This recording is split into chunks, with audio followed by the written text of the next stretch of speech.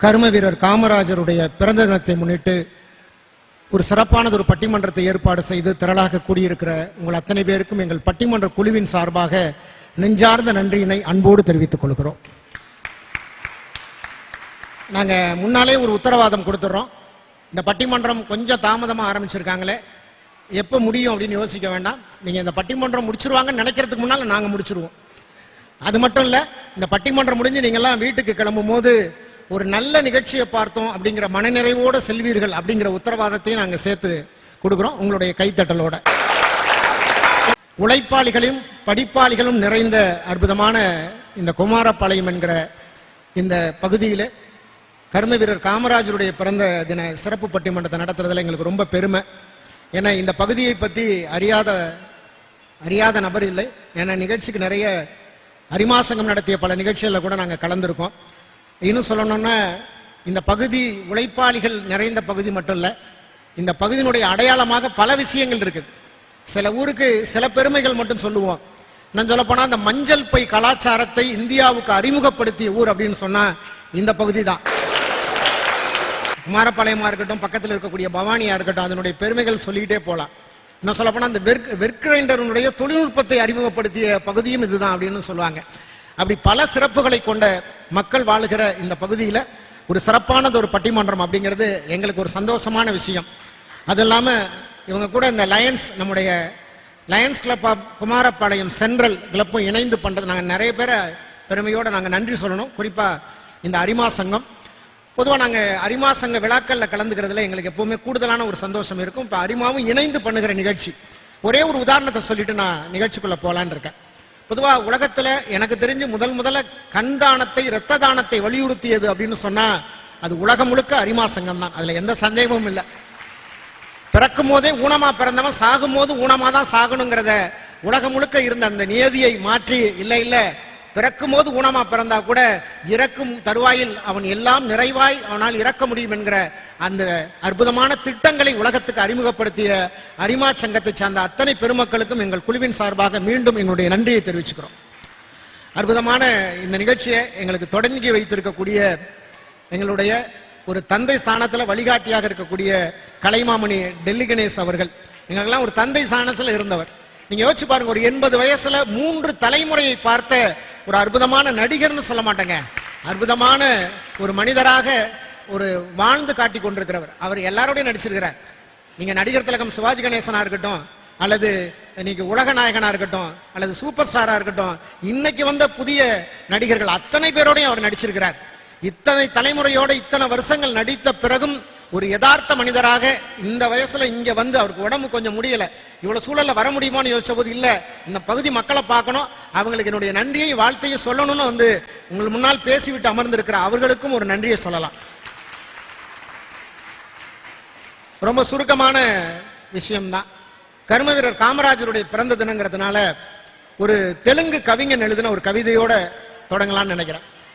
ஒரு ஸ்ரீ அப்படிங்கிற ஒரு தெலுங்கு கவிஞன் சொன்னான், ஒரு 110 வருஷத்துக்கு முன்னால ஒரு குழந்தை படைச்சு பிரம்மன் இந்த நாட்டுக்கு இந்த உலகத்துக்கு பூலோகத்துக்கு அனுப்பணும்னு நினைச்ச போது ஒரு கடவுளும் வந்து இந்த குழந்தைக்கு நாங்கள் அறிவை தருகிறோம் அப்படின்னு ஒரு கடவுள் இல்ல, இந்த குழந்தைக்கு நான் நிறைய செல்வங்களை தருகிறேன்னு ஒரு கடவுள் இல்ல, இந்த குழந்தைக்கு நான் நிறைய அழகை தருகிறேன் அப்படின்னு சொன்ன ஒரு கடவுள்.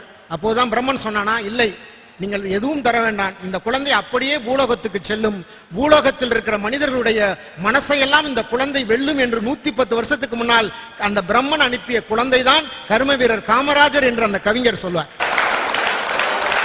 நீங்க செய்ய முடியாத விஷயத்தை செஞ்சு காட்டினதுனால தாங்க இன்னைக்கு அவர் பேரை சொல்றோம்.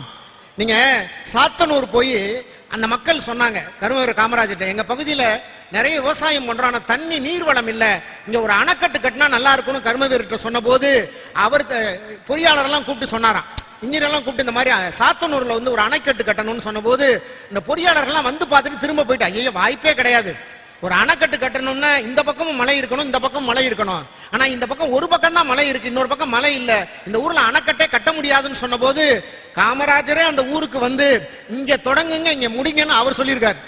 இங்க ஆரம்பிங்க இங்க முடிங்கன்னு பொறியாளருக்கு சொல்லி கொடுத்து இன்னைக்கு பிரம்மாண்டமாக அந்த பகுதி மக்களுக்கு ஒரு செல்வை செழிப்பை கொடுத்து கொண்டிருக்கிற சாத்தனூர் அணையை தன்னுடைய மேற்பார்வையில கட்டினது கர்ம வீரர் காமராஜருங்க. சாத்தியமில்லை அப்படிங்கிற பல விஷயத்தை சாத்தியப்படுத்தினதுனால தான் இன்னைக்கு பெருமையோடு அவருடைய பிறந்த நாள்ல ஒரு அற்புதமான பட்டிமன்றத்தை நாம இங்க நடத்திட்டு இருக்கோம். அது இல்லாம ஒரு யதார்த்தமான தலைப்பு, எல்லாரும் கடந்து வந்ததா, எல்லாரும் யோசிக்கிற விஷயம்தான். இந்த கல்வி முறை நமக்கு கவனப்படுத்த வேண்டியது அறிவா அறமா, அறிவை பெருக்கணுமா அறத்தை வளர்க்கணுமா? அறமேன்னு பேசுறதுக்கு 3 பேர், அறிவுன்னு பேசுறதுக்கு இந்த 3 பேர். சுருக்கமா சொல்லலாம்.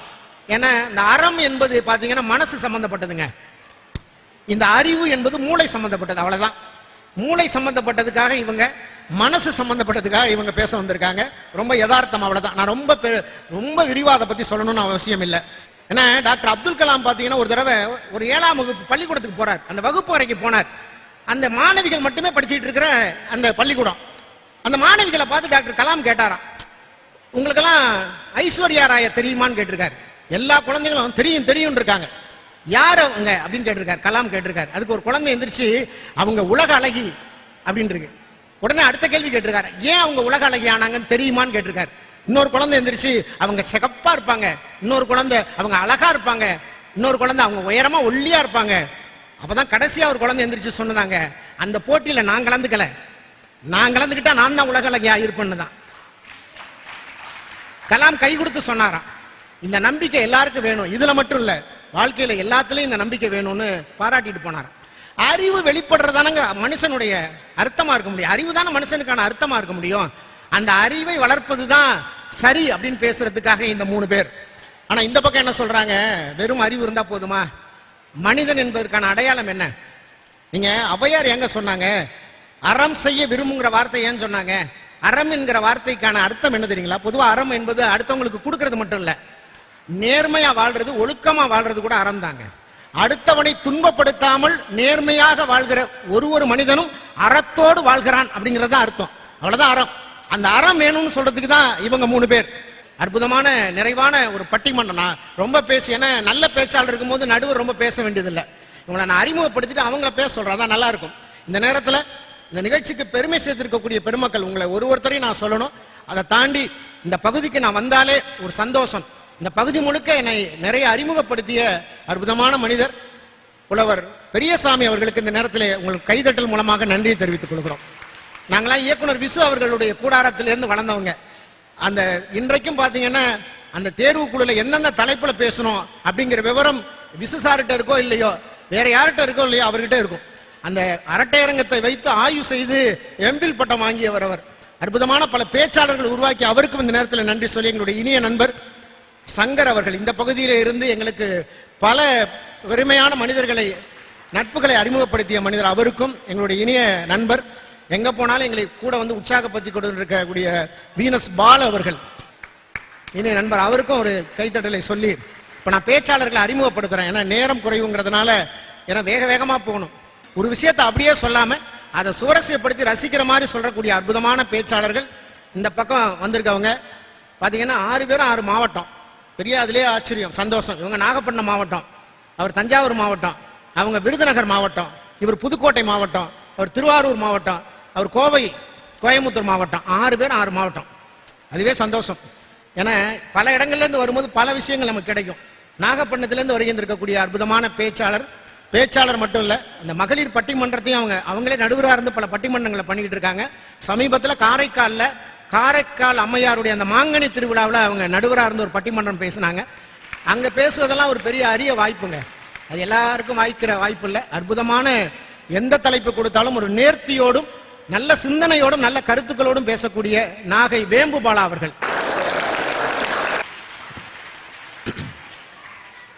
அந்த அணிக்கு வலு சேர்க்க வந்திருக்கக்கூடியவர். பல தொலைக்காட்சியில் நடந்த பேச்சரங்கம், இயக்குனர் விசுக்கு பிறகு நிறைய பேச்சரங்க நிகழ்ச்சிகள் வந்தது. டி ராஜேந்தர் அவர்கள் நடத்தினாங்க, திரு ராஜேஷ் அவர்கள் நடத்தினாங்க. இப்படி பல பேச்சரங்கத்தில் பேச்சாளராக போனவர். அப்புறம் பேச்சாளர்களை தேர்வு செய்யக்கூடிய குழுல இடம்பெற்ற அற்புதமான பேச்சாளர் கும்பகோணத்திலிருந்து வருகின்றிருக்கக்கூடிய கண்ணன் ராவ் அவர்கள். கடைசியா வந்திருக்கவங்க விருதுநகர் மாவட்டம் ராஜபாளையம்னு சொன்னேன். ஒரு பேச்சரங்க நிகழ்ச்சியில அப்ப பார்த்த போதே தெரிஞ்சது ஒரு மிகச்சிறந்த எதிர்காலம் அவங்களுக்கு இருக்கு. ஒரு அற்புதமான பேச்சாளராக வலம் வருமாறு என்று நாங்கள் நினைத்த ராஜபாளையம் சுபாசினி அவர்கள். இவங்கெல்லாம் அறிவுக்காக பேச வந்திருக்காங்க. ஏன்னா நிறைய படிச்சவங்க தான். எல்லாமே மேடையில் இருக்கிற எல்லாரும் படித்தவங்க தான், எல்லாரும் என்னை விட வசதியானவங்க தான், ஐடி கட்டுறாங்க. அப்போ ஏன் நான் எதுக்கு நடுவராக வந்து உட்காந்துருக்கேன்னு கேட்கக்கூடாது. இவங்களை விடலாம் நான் கொஞ்சம் லட்சணமாக இருக்கேன், ஏதாவது ஒரு தகுதி இருக்கணும்ல. இந்த பக்கம் அறிவுக்காக அறத்துக்காக பேச வந்திருக்கக்கூடியவங்க. இவங்க சொன்னால் ஆச்சரியப்படுவீங்க. தமிழ் சினிமாவில் இது வரைக்கும் 100 பாடல்களுக்கு மேலே எழுதியிருக்கார், 100 திரைப்பட பாடல்களுக்கு மேலே எழுதியிருக்கார். கொம்பன் அப்படின்னு ஒரு படம் வந்தது, அந்த படத்தில் 5 பாடலும் இவருடைய பாடல் தான். இந்த கருப்பு நிறத்தழகி பாட்டு இவர் எழுதினது தான். கம்பிக்கரை வேட்டி கண்ணு 2 ஈட்டி அந்த பாட்டு இவர் தான். சொல்லிக்கிட்டே இருக்கலாம் இவர் எழுதின பாடல்லாம். பல பேருக்கு இவர் தான் தெரியாது. இன்றைக்கு ஒரு நல்ல கவிஞராக, நான் அவரை திரைப்பட பாடலாசிரியராக பார்த்து வியந்ததை விட அவரை ஒரு கவிஞராக பார்த்து பல மேடையில் நான் ஆச்சரியப்பட்டு வியந்திருக்கேன். இன்றைக்கு தமிழகமே வியக்கக்கூடிய ஒரு அற்புதமான இடத்தில் இருக்கக்கூடிய கவிஞர் தனிக்கொடி அவர்கள். அதை எடுத்து திருவாரூர்னு சொல்லிட்டாங்க. நீங்க யூடியூப்ல போய் ஆரூர் தமிழச்சி அப்படின்னு போட்டீங்கன்னா அவங்க பேசின பேச்சு ஆயிரக்கணக்கான லட்சக்கணக்கான பேர் பாக்குறாங்க. ஒரு பெண் பேசினா பாருங்க, லட்சக்கணக்கில் 50 லட்சம் 60 லட்சம். நான் ஏதாவது திருவாசகம் பேசினா ஒருத்தன் கூட யூடியூப் இதுல பேஸ்புக்ல போட்டு பேசி போறேங்க, ஒருத்தர் கூட லைக் போடல. ஒரே ஒருத்தர் எனக்கு தெரிஞ்சவன் லைக் போட்டான், திடீர்னு போன் பண்ணி தெரியாம போட்ட மாப்பிள்ள அப்படின்னு அதை பின் வாங்கிட்டாங்க. தெரியாம மாத்தி லைக் போட்டுட்டேன் அப்படிங்கிறான். போட்டது ஒருத்தன் தான். அப்படிதான் நம்ம நிலைமை. ஆனா இன்னைக்கு பெண்கள் நல்ல விஷயத்தை பேசினா நிறைய கேட்கிறாங்க. இன்றைக்கு அற்புதமான தன்னுடைய பேச்சால் கல்யாண மாலை நிகழ்ச்சி மூலமாக இன்றைக்கு நல்ல ஒரு அறிமுகமாக இருக்கக்கூடிய அற்புதமான பேச்சாளர் ஆரூர் ஸ்னேகா அவர்கள். அதை தொடர்ந்து அவருக்கும் அறிமுகம் தேவையில்லை, பல தொலைக்காட்சிகளில் நீங்க அவரை பார்த்திருக்கலாம். குறிப்பாக கலைஞர் தொலைக்காட்சியில் அண்ணன் லியோனி அவர்களுடைய பட்டிமன்றத்தில் 100கணக்கான தொலைக்காட்சி பட்டிமன்றத்தில் அவர் பேசியிருக்கார். பல வெளிநாடுகளுக்கு போயிருக்கிறார். நீங்க எனக்கு தெரிஞ்சு ஒரு 20க்கும் மேற்பட்ட வெளிநாடுகளுக்கு சென்று இன்னைக்கு உலகத்தில் இருக்கக்கூடிய அத்தனை தமிழர்களிடத்திலும் ஒரு நல்ல பெயரை வாங்கியிருக்கக்கூடிய அற்புதமான பேச்சாளர் கோவை தனபால் அவர்கள். பேச்சாளர்களை அறிமுகப்படுத்திட்டோம், அவ்வளவுதான். இப்ப உங்க கையில தான் இருக்கு பட்டிமன்றம். ஏன்னா எப்பவுமே பேச்சாளர்கள் நாங்க என்ன பேசுறோங்கிறத விட அந்த உற்சாகம் கொடுக்கக்கூடிய உங்களுடைய கைத்தட்டல் தான் பேச வைக்கும் என்பதுதான். உங்கள் கைத்தட்டலோடு துவக்க பேச்சாளராக கவிஞர் தனிக்கொடி அவர்கள் வருகிறார். முட்டவிழ்ந்து பூவெடிக்க, மொய்வண்டு தேன் குடிக்க, சிட்டசைந்து பண்ணெடுக்க, செங்கமலம் கண்ணடிக்க, பட்டவனம் பால் வடிக்க, பச்சை மயில் தான் நடிக்க, ஒட்டுமன பொதிகையிலே ஊனெடுத்து உயிர் வளர்த்து, கற்றுணர்ந்த பாவலரின் கைகளிலே விளையாடி, முற்றுணர்ந்த ஞானியத மூச்சாகி பேச்சாகி, குற்றமர வெற்றி கண்ட கொற்றவர்க்கு பின் என்னை பற்றி வரும் பூந்தமிழே உன் பாதத்தை வணங்கு. இது அவர் சொந்தமா எழுதின கவிதை, அவருடைய கவிதை. உண்மையிலேயே குமாரபாளைய மக்களை நான் மீண்டும் கும்பிடுகிறேன். ஏனென்றால் நான் எழுதிய தமிழ் கவிதைக்கும் கைதட்டி பாராட்டிய உங்கள் பாதங்களை தொட்டு வணங்குவதிலே நான் பெருமை அடைகிறேன். மிகச்சிறந்த நடுவர். பேரே பாத்தீங்களா, அண்ணா சிங்காரவேலு. உண்மையிலே நான் இப்படியெல்லாம் பேசுவேன்னு நான் நினைக்கவே இல்லை. என்னையெல்லாம் மேடையில் ஒரு பேச்சாளர் நான் அறிமுகப்படுத்திய மிகப்பெரிய அன்புள்ளத்தின் சொந்தம் அண்ணா சிங்காரவேலு. அதுல என்னன்னா பேரு அண்ணா சிங்காரவேலு. இந்த தமிழ்நாட்டு பேர் வச்சவர் அண்ணா. இவர் பேர்ல பாருங்க, இந்த தமிழ்நாட்டுக்கு தமிழ்நாட்டுன்னு பேர் வச்சது அண்ணா. ஆனா இந்த தமிழ்நாட்டுக்குள் பொது உடைமை தத்துவங்களை தமிழில் சொன்ன முதல் மனிதன் மாமேதை சிங்காரவேலர். இந்த அண்ணா சிங்காரவேலர் நடுவராக இருப்பது என்பது இந்த மண்ணின் பெருமை இல்லையா? கைத்தட்டலாமே அவருக்கு. அதை விட இன்னொன்னு இப்படி சொல்லலாம், அண்ணா அப்படின்னா பகுத்தறிவு, சிங்காரவேலன்னா பக்தி. பக்தியையும் பகுத்தறிவையும் ஒன்னு சேர்க்கறது கொஞ்சம் கஷ்டம். ஊருக்குள் ஒன்னு சேர்க்க முடியாத பக்தியையும் பகுத்தறிவும் என் பேருக்குள் ஒன்னு சேர்த்து வச்சிருக்கேன், அவ்வளவுதான். நண்பர்களே, பெரியோர்களே, இப்ப தமிழ்நாட்டில் ஜெயிச்சு எல்லோரும் டெல்லிக்கு போவாங்க. ஆனா ஒரு 40 வருஷத்துக்கு முன்னாடியே டெல்லியை தமிழ்நாட்டுக்கு கொண்டு வந்தவர் இங்க உட்கார்ந்துருக்காரு. டெல்லியை தமிழ்நாட்டுக்கு கொண்டு வந்தவர் இவர் தான். இவர் நடிச்ச படம் என்ன தெரியுங்களா? பட்டின பிரவேசம். ஐயா சரிங்களா? இவர் நடிச்ச படம் பட்டின பிரவேசம். கிராமத்திலிருந்து நகரத்துக்கு வர்ற படம். ஒரு சம்சாரி கிராமத்திலிருந்து நகரத்துக்கு வந்து அவஸ்தைப்படுற படம் தான் அது. ஆனா அந்த காலத்திலேயே தன் பேரோடு ஒரு தலைநகரையே தமிழ்நாட்டுக்கு கொண்டு வந்த மாபெரும் கலைஞன் நம்மோடு அமர்ந்திருக்கிறார். அவருக்கு என் பணிவான வணக்கத்தை சொல்லுகிறேன். அவரும் ஒரு எம்பி தான். என்ன டெல்லிக்கு போனாதான் எம்பி, இங்க வந்தா எம்பி இல்லைன்னு கேட்கிறீங்களா?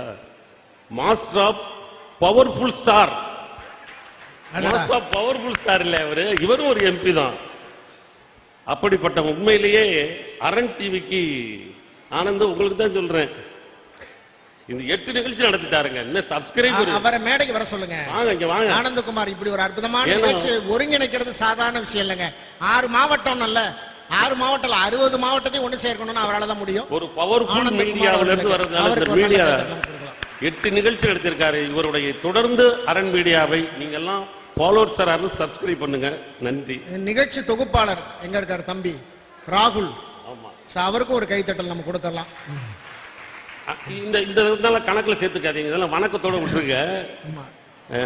இன்றைக்கு ஒரு முக்கியமான நாள்னால நம்ம இந்த விழாவை நடத்தி கொண்டிருக்கிறோம்.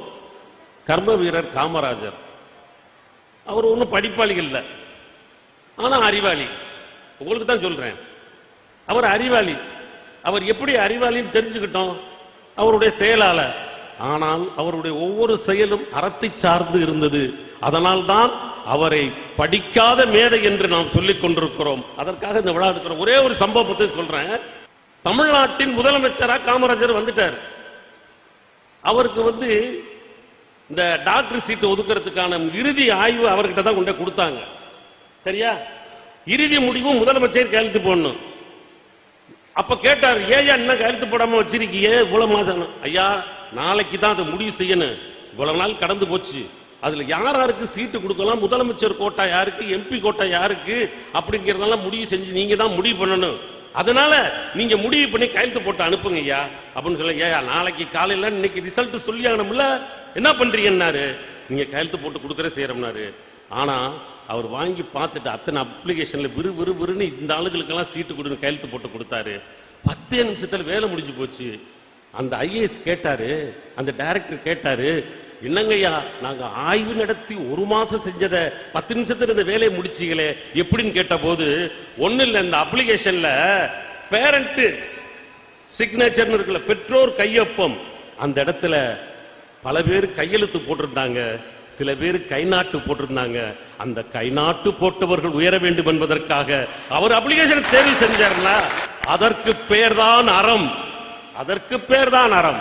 அதனால்தான் அவர் கல்விக்கண் திறந்த காமராஜர். இன்னொன்னு சொல்லிடுறேன், நம்ம ஔவையார் என்ன தெரியல சொன்னாங்க?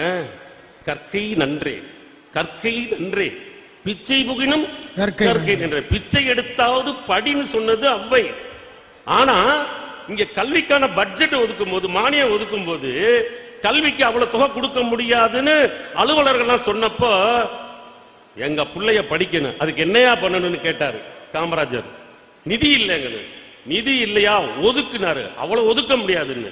அப்ப சொன்னாரு, என் குழந்தைகள், என் தமிழ் குழந்தைகள் படிப்பதற்கு நான் யாரிடத்திலும் கையேந்த மாட்டேன், நானே இந்த உலகம் மீது பிச்சை எடுத்து என் பிள்ளைகளை படிக்க வைக்கிறேன் என்று சொன்னவர்களால் தான் காமராஜர் உயர்ந்து நிற்கிறார்.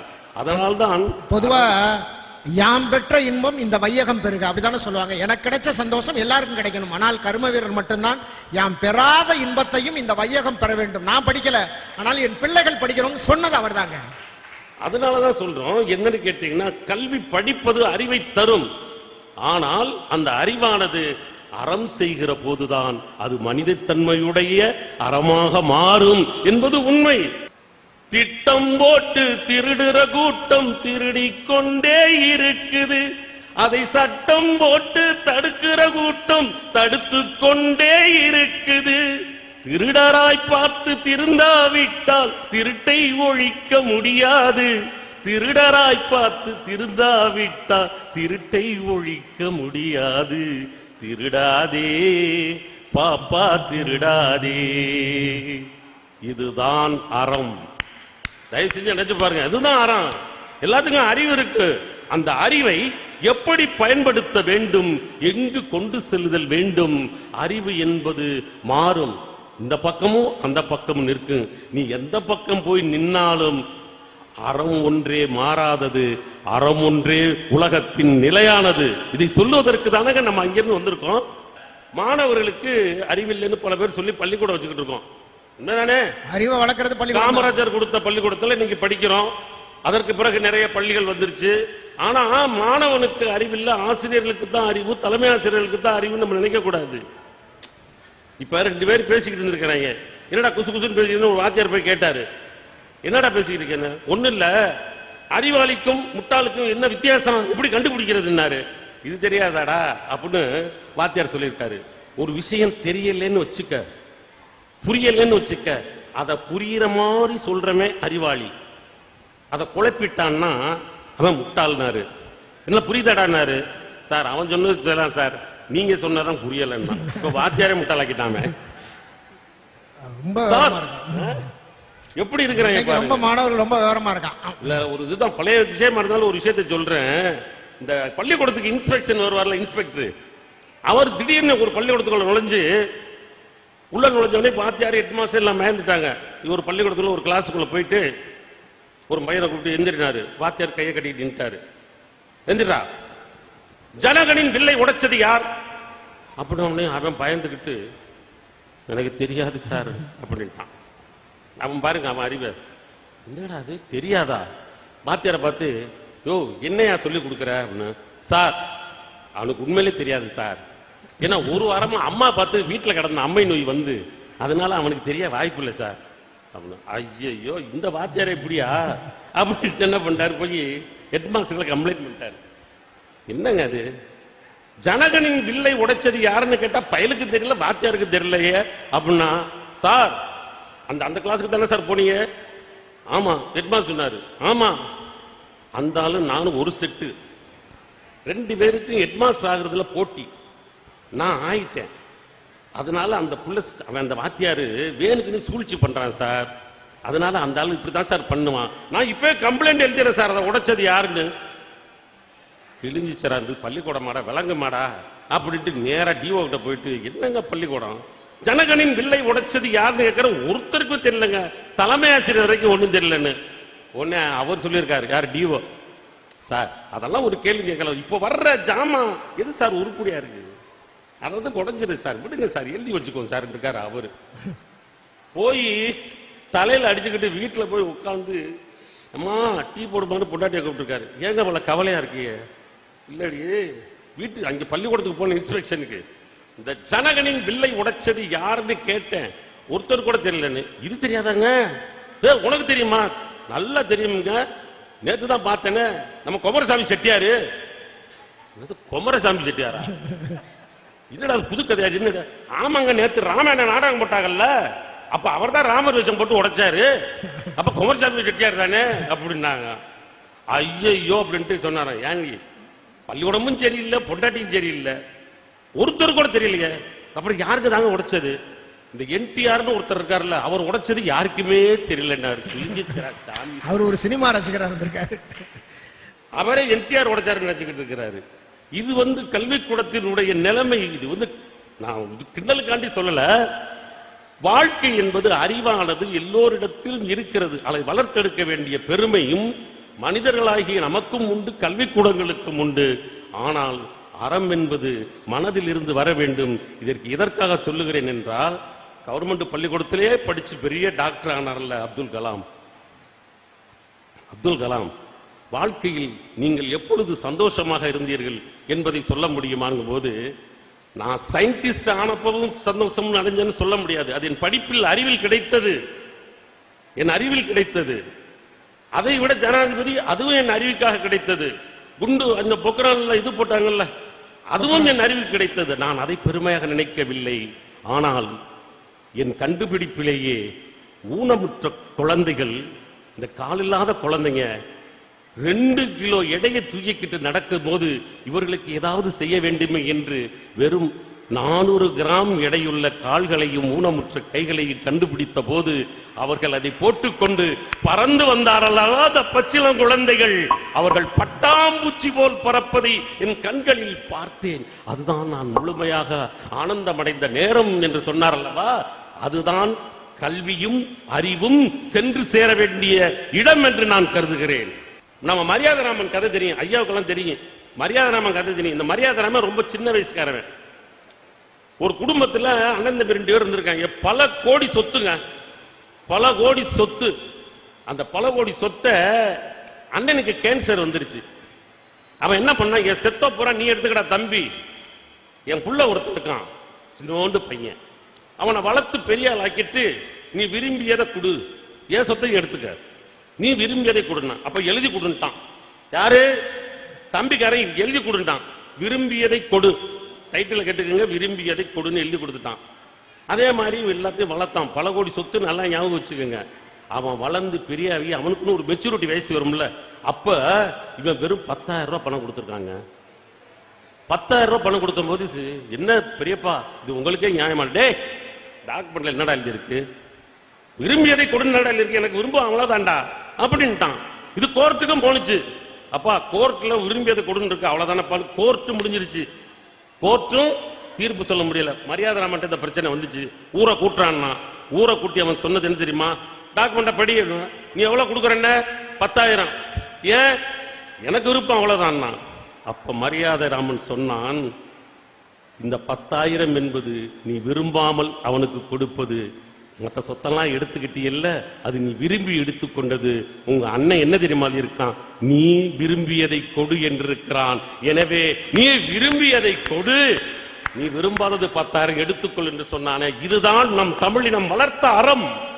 அதன் ஆசை கோபம் களவு கொண்டவன் பேச தெரிந்த மிருகம், அன்பு நன்றி கருணை கொண்டவன் மனித வடிவில் தெய்வம்.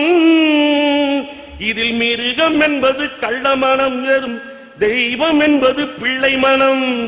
இதில் மிருகம் என்பது கள்ளமனம், அன்பு தெய்வம் என்பது பிள்ளை மனம். இந்த 6 மனமும் அறிந்த மனமே ஆண்டவன் வாழும் வெள்ளை மனம், ஆண்டவன் வாழும் வெள்ளை மனம். 6 மனமே 6, அந்த ஆண்டவன் கட்டளை 6. சேர்ந்து மனிதன் வாழும் வகையில் தெய்வத்தின் கட்டளை 6, தெய்வத்தின் கட்டளை 6. அந்த தெய்வத்தின் 6 கட்டளைகளும் அறம் சார்ந்தது, மனித குலம் சார்ந்தது, மனித நேசம் சார்ந்தது, அன்பு சார்ந்தது. அதற்கே நீங்கள் நீதி வழங்குவீர்கள். ஏன்னு கேளுங்களா, நான் கருப்பரு, நீங்களும் கருப்பரு. இன்னைக்கு காமராஜர் பிறந்த நாள். அவருக்கு தீர்ப்பு சொல்ற மாதிரி நினைச்சு எனக்கு தீர்ப்பு சொல்லுங்க சொல்லி எங்கள் அணிக்கு தீர்ப்பு சொல்லுங்கள் என்று கேட்டு நல்ல வாய்ப்புக்கு நன்றி கூறி விடைபெறுகிறேன். நன்றி, வணக்கம். உண்மையில அவர் சொன்ன ஒரு விஷயத்துக்காக நான் சொல்றேன். பொதுவா நம்ம கலைவாணரை நிறைய பேருக்கு தெரியும். இந்த இளைய தலைமுறை நிறைய யூடியூப் பார்க்கறதுனால கலைவாணர் NSK பத்தி படிச்சிருப்பாங்க. அவர் வெறும் நகைச்சுவை நடிகர் மட்டுமல்ல, அடுத்தவர்களுக்காக யோசிக்கக்கூடிய ஒரு மனிதரும் கூட. அவர் இறந்து போயிட்டாருங்க. அவருக்கு சிலை வைக்கிறாங்க. அந்த சிலையை எம்ஜிஆர் தான் வந்து திறக்கிறார். அப்போ முதலமைச்சர் எம்ஜிஆர். அவர் சிலையை திறக்கிறார். அப்படி சிலையை திறந்து ஒரு மாலையை கழுத்துல போட்டுட்டு அப்படி நகர்றார். ஒரே சலசலப்பு. கூட்டத்தில் ஏதோ சத்தம். என்னன்னு கேட்கிறார். ஒன்றும் இல்லை, நீங்க அந்த NSK மாலை போட்டீங்கல்ல, அதை யாரோ ஒரு சின்ன பையன் வந்து கலட்டிட்டு போறான், அவனை கூப்பிடுங்கன்னு இருக்கார்.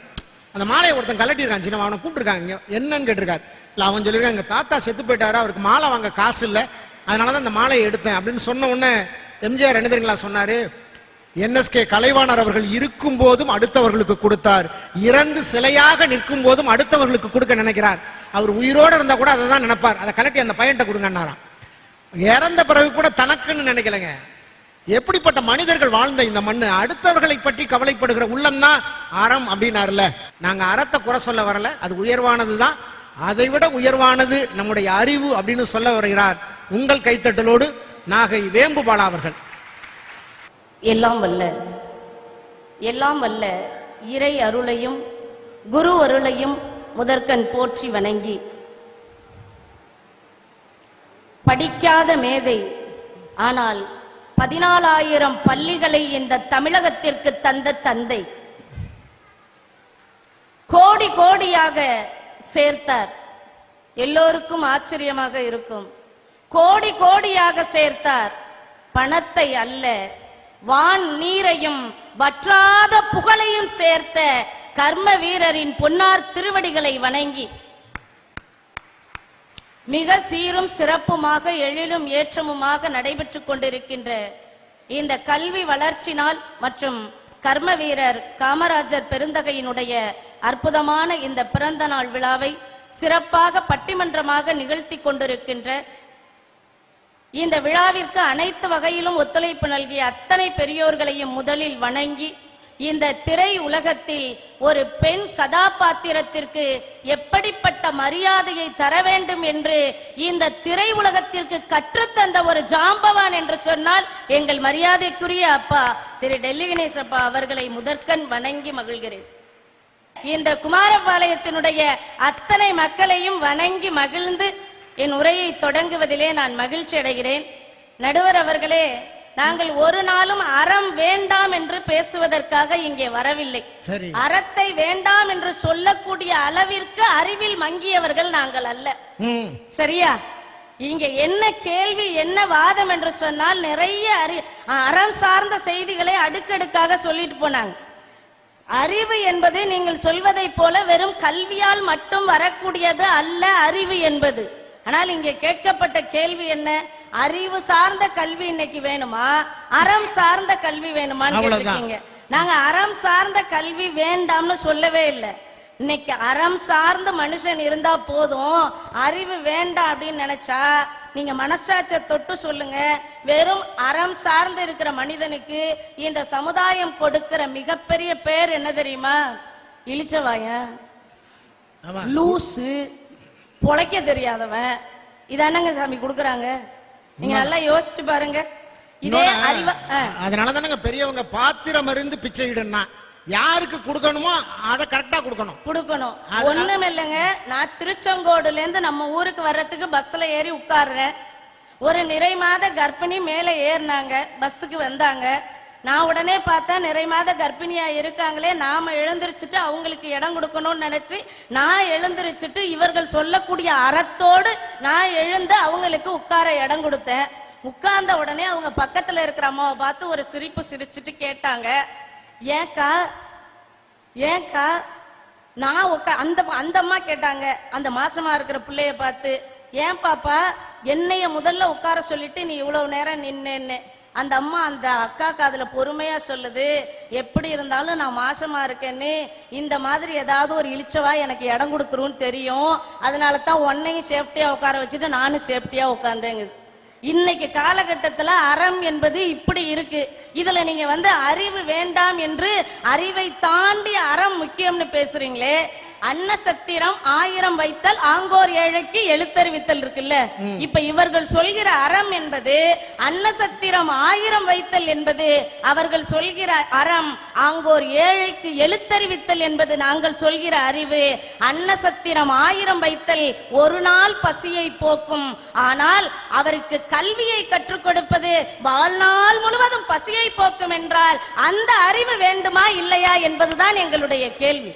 இன்னும் சொல்கிற ஒருவர் பசியோடு இருக்கிற போது பசித்தவனுக்கு மீனை கொடு என்று சொல்லிக் கொடுப்பது உங்கள் அறம்.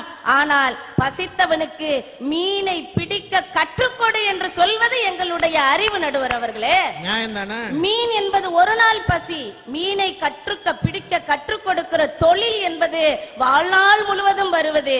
ஒரு மனிதனை அன்றைக்கு பசியை தீர்க்க உதவுவது அல்ல வாழ்க்கை, வாழ்நாள் முழுவதும் அவன் பசியை தீர்க்க உதவ வேண்டிய அறிவு முக்கியம் என்பதுதான் எங்களுடைய கேள்வி. நடுவர் அவர்களே, அறியாமையை போக்கி புரிதலுக்கான கதவை திறப்பது தான் அறிவு.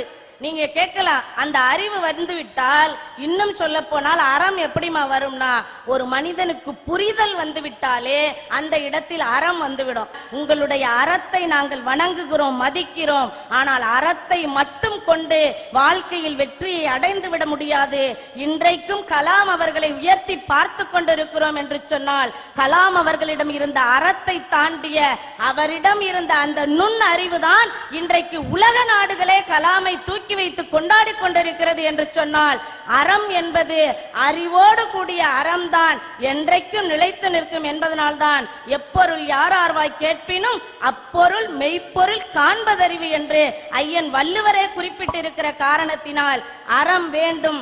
அறத்தை தாண்டிய அறிவு நின்றால்தான் கல்வியின் தரம் உயரும் என்று சொல்லி தந்த வாய்ப்பிற்கு நன்றி கூறி விடைபெறுகிறேன். நன்றி, வணக்கம். அமெரிக்காவில் இருக்கிற மாணவன் ஒருத்தன் கையிலையும் கம்ப்யூட்டர் வச்சிருக்கான். ஆனா இந்திய மாணவர்கள் 40 பேருக்கு ஒருத்தன் கையில தான் கம்ப்யூட்டர் இருக்கு, கணிப்பொறி இருக்கு. ஆனாலும் கூட அமெரிக்க மாணவர்களோட இந்திய மாணவர்கள் கணிப்பொறி அறிவிலே சிறந்து விளங்குகிறார்கள் ஒரு சர்டிபிகேட் கொடுத்தார். அவன் எல்லார் கையிலும் இருக்கு. ஆனா இங்க 40 பேருக்கு ஒருத்தங்க கையில தான் இருக்கு. ஆனாலும் இந்திய மாணவர்கள் கணிப்பொறி அறிவில சிறந்து விளங்குறாருன்னு அவர் ஒப்புதல் வாக்குமூலம் கொடுத்தார். கலாமை பத்தி சொன்னாங்கல்ல, எவ்வளவு பெரிய சந்தோஷம் வாழ்க்கையில. அந்த பேர் சொன்னோடனே நமக்குள்ள ஒரு உற்சாகம் வருது. அவர் ஒரு முறை என்ன பண்ணார், ஜனாதிபதியா இருக்கும் போது சுவிட்சர்லாந்துன்னு ஒரு நாட்டுக்கு போறார். அந்த நாட்டுக்கு போயிட்டு வந்த உடனே அந்த நாட்டு அதிபர் அறிவிக்கிறார், டாக்டர் அப்துல் கலாம் நம்ம நாட்டுக்கு வந்துட்டு போன நாள் அந்த மே 16 அறிவியல் தினமா அறிவிக்கிறார். உடனே அந்த நாட்டில் இருக்கிற பல பேர் எதிர்ப்பு தெரிவிக்கிறாங்க. ஏங்க, நம்ம நாட்டில் எத்தனை பெரிய அறிவாளிகள் இருக்கிறாங்க, எத்தனை பேர் இருக்காங்க, ஆனாலும் கலாம் வந்துட்டு போன நாளை போய் நீங்க எப்படி அறிவியல் தினமா அறிவிக்கலாம்? நார்சாவில இருந்தெல்லாம் நிறைய பேர் வந்துட்டு போயிருக்காங்க, அமெரிக்காவில இருந்து, அப்பவெல்லாம் அறிவிக்கல, இவர் வந்துட்டு போன நாள் அறிவிக்கிறீங்கன்னு சொன்னபோது அந்த அதிபர் சொன்னார், எத்தனையோ அறிவாளிகள் வந்துட்டு போயிருக்கலாம், அந்த அறிவாளிகளுக்கும் இவருக்கு என்ன தெரியுமா வித்தியாசம்? எத்தனையோ முறை நார்சா அவரை கூப்பிட்டாங்க, எங்க நாட்டுக்கு வந்துருங்க, நிறைய தரோம், பணம் தரோம், நிறைய சம்பளம் தரோம், எங்க நாட்டு குடியுரிமை தர்றோம்னு எத்தனையோ நாடுகள் அழைச்ச போது இல்ல, எந்த நாடு எனக்கு சோறு போட்டதோ, எந்த நாடு எனக்கு கல்வி கொடுத்ததோ அந்த நாட்டுக்கு தான் என்னுடைய சேவை தொடரும் என்கிற அறிவாளி அவர் வந்துட்டு போன நாளதான் நாங்க அறிவியல் தினமா அறிவிப்போம்னு அறிவிச்சாங்க. எத்தனை விஷயங்களுக்கு அறிவு என்பது ஒரு மனுஷங்கிட்ட இருந்தா தானங்க நாம அடுத்த விஷயத்தை சிந்திக்க முடியும். யாருக்கு கொடுக்கணுங்கிறத தெளிவா முடிவெடுக்கிறதுக்கு அறிவு தானே வேணும். யாரை பாராட்டணும், நீங்க சரியானவங்களை பாராட்டணும், சரியானவங்களுக்கு நம்ம கொடுக்குற உதவி போய் சேரணும், அதுதான் சரியான அறிவா இருக்க முடியும். அந்த அறிவு தான் நல்ல விஷயங்களை நமக்கு பண்படுத்தி கொடுக்கணும். அவங்க பேசி முடிச்சிருக்காங்க. இப்போது உங்கள் கைத்தட்டலோடு கோவை தனபால் அவர்கள். யாவர்க்குமாம் இறைவர்க்கு ஒரு பெச்சிலை, யாவர்க்குமாம் பசுவிற்கு ஒரு வாயுரை, யாவர்க்குமாம் உண்ணும் போது ஒரு கைப்பொடி, யாவர்க்குமாம் பிறர்க்கொரு இன்னுரை தானே என்ற திருமூலருடைய அறச்சிந்தனையோடு எனது உரையை தொடங்குகின்றேன். நடுவர் அவர்களே, இன்றைய கல்வி எதை கவனப்படுத்த வேண்டும் என்கின்ற கேள்வியை கேட்டிருக்கிறீர்கள். இன்றைய கல்வி அறிவை பெருக்கி மதிப்பெண்களை பெருக்குவதற்காகத்தான் இருக்கிறதே தவிர, இன்றைய கல்வி அறிவை பெருக்கி மதிப்பெண்களை பெருக்குவதற்காக இருக்கிறதே தவிர ஒருபோதும் அறத்தை வளர்த்து மதிப்பான எண்ணங்களை பெருக்குவதற்காக இல்லை என்கின்ற குற்றச்சாட்டோடு நாங்கள் தொடங்குகின்றோம். சொல்லுங்க. அருமை சகோதரி சொன்னார்கள், நாங்கள் அறத்தை வேண்டாம் என்று சொல்லவில்லை என்று ஒப்புக்கொண்டார்கள், வெற்றி எங்களுக்கு வந்துவிட்டது. ஆனால் அந்த அறத்தை அறிவோடு செய்ய வேண்டும் என்கின்ற துணை கேள்வியை போட்டு அமர்ந்திருக்கிறார்கள். அவ்வளவுதான். அறம் செய்வதற்கு அறிவே தேவையில்லை அம்மா. அறம் செய்வதற்கு அறிவும் தேவையில்லை, அன்பும் தேவையில்லை. அறம் செய்ய வேண்டும் என்று நினைத்தால் வலது கைக்கு தெரியாமல் கூட இடது கையிலே செய்து முடிக்க முடியும் என்கின்ற சிந்தனையை நான் வலியுறுத்துகின்றேன். அடுத்தவங்களுக்கு உதவி செய்யணும் நினைக்கும் போது எதுக்கு படிச்சுட்டு வந்து கொடுக்கணுமா? காமராஜர் என்ன மெத்த படிச்சவரா? நடுவர்களை காமராஜரையும் சொன்னார்கள், கலாம் அவர்களை சொன்னார்கள். கலாமுடைய வாழ்க்கையிலே ஒரு கேள்வியை கேட்டார்கள், உங்களுக்கு மிகவும் பிடித்தமான செயல் எது என்று கேட்ட பொழுது கலாம் ஐயா சொன்ன வார்த்தை என்ன தெரியுமா? நான் படித்து படித்து விஞ்ஞானியாகி செயற்கைக்கோள் விட்டேனே, அது எனக்கு பெருமை இல்லை. நடக்க முடியாத இயலாத குழந்தைகளுக்கு செயற்கை காலை கொடுத்தேனே, அதுதான் என்னால் மறக்க முடியாத செயல் என்று சொன்னார்கள். என்று சொன்னால் அறிவை காட்டிலும் அறம்தான் சிறந்து நிற்கிறது. சார், இன்னைக்கு யதார்த்தமா நான் பேசுறேன், வயிற்றுக்குள்ள குழந்தை கருவானாலே இன்னைக்கு அட்மிஷனை தேடி போற காலமா இருக்குது. ஆமா, உள்ள பையனா புள்ளையானு கூட தெரியாது, ஆனா எந்த ஸ்கூல்ல சேர்த்தணும் அப்படின்னு தேடுறாங்க. எதுக்குமான்னு கேட்டா அங்கதான் கராத்தா சொல்லி கொடுக்கறாங்க, ஸ்விம்மிங் சொல்லி கொடுக்கறாங்க, ஹார்ஸ் ரைடிங் சொல்லி கொடுக்கறாங்க, செஸ் சொல்லி கொடுக்கறாங்க, கிரிக்கெட் சொல்லி கொடுக்கறாங்க, இன்னுமா ஃபோக் டான்ஸ், அது இது. ஏமா பிறக்கவேல குழந்தை அது இத்தனையும் கத்துக்குமா அப்படின்னு கேட்டா அவங்களுக்கு பதில் இல்ல. அருமை பெற்றோர்களே, குழந்தையை குழந்தையாகவே வளர்ப்பது அறம் என்பதை நீங்கள் புரிந்து கொள்ள வேண்டும். ஒரு குழந்தை எத்தனை படிக்கும் நான் கேட்கிறேன். நாமெல்லாம் நான் படிச்சு நான்லாம் 1வது படிக்கும் போது பள்ளிக்கூடம் விட்டு வந்தோன்னா பையன் வாசல்ல இருந்து தூக்கி வீசுவாங்க. வாசல்ல தூக்கி வீசிட்டு விளையாட போயிடுவான்.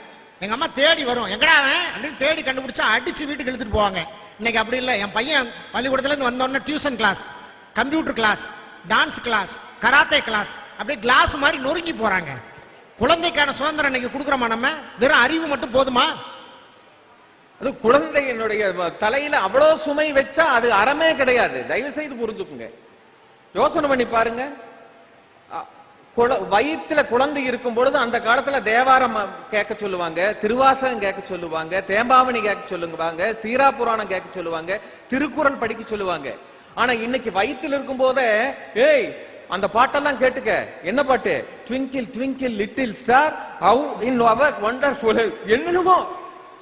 அதுப்புறம் Johnny Johnny yes papa, eating sugar no papa, telling lie no papa, open your mouth ஆஹா. இதை கேட்க சொல்றாங்க. குழந்தை வயிற்றில் இருக்கும் போதே இங்கிலீஷ் படிச்சுக்கணுமா.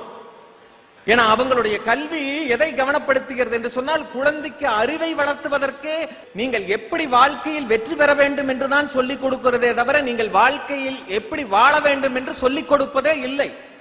ஒரு சிறுவன் பட்டாம்பூச்சியை பிடித்து ஒரு பக்கத்துல நூல் கண்டை கட்டி கொண்டு இழுத்து கொண்டு ஓடுகிறான். பட்டாம்பூச்சி ஒரு திசையிலே பறக்கிறது, சிறுவன் ஒரு திசையிலே பறக்கிறான். துன்புறுத்தப்படுகிறது பட்டாம்பூச்சி. ஒருத்தர் வந்து சொல்றாரு, தம்பி பட்டாம்பூச்சி அவுத்து விடுறா, அது சுதந்திரமா பறக்கட்டும். கேட்க மாட்டேங்கிறான். அதுக்கப்புறம் சொல்றாப்ல, ஏய் பட்டாம்பூச்சியை துன்புறுத்தினா உனக்கு அடுத்த ஜென்மத்துல நீ இந்த மாதிரி பட்டாம்பூச்சியா பிறப்ப, அந்த பட்டாம்பூச்சி உன்ன மாதிரி ஒரு சிறுவனா பிறந்து உன்னை துன்புறுத்தும் அப்படின்னு சொல்லும் பொழுது, இல்ல அங்கிள் நான் ஒன்னு சொல்லட்டுமா, போன ஜென்மத்துல நான் பட்டாம்பூச்சியா பிறந்தேன், இந்த பட்டாம்பூச்சி என்ன மாதிரி சிறுவனா பிறந்து துன்புறுத்துனா அதனாலதான் நான் இப்ப செஞ்சுட்டு இருக்கேங்கிறான். ஜமாளிக்கிறான். நீங்கள் சிந்தித்து பாருங்கள். குழந்தைகளுக்கு அறிவு பெருகி இருக்கிறது, குழந்தைகளுக்கு அறிவு பெருகி இருக்கிறது, ஆனால் அறம்தான் தளர்ந்திருக்கிறது என்பதை இந்த மன்றத்திலே நான் பதிவு செய்கிறேன். நம்ம எதை கவனப்படுத்த வேண்டும் தெரியுமா? அறம் எப்படி செய்தால் வாழ்க்கை வளரும் என்பதை சிந்திக்க வேண்டும். நாகப்பட்டினம் மாவட்டத்தில் உங்களுக்கு எல்லாம் தெரியும், சுனாமி வந்தது, மிகப்பெரிய ஆழிப்பேரலை. 8ஆம் வகுப்பு படித்துக் கொண்டிருந்த மகாலட்சுமி என்கின்ற ஒரு பெண் விளையாடி கொண்டிருந்த பொழுது ஆழிப்பேரையில அழித்துக் கொண்டு போய்விட்டார்.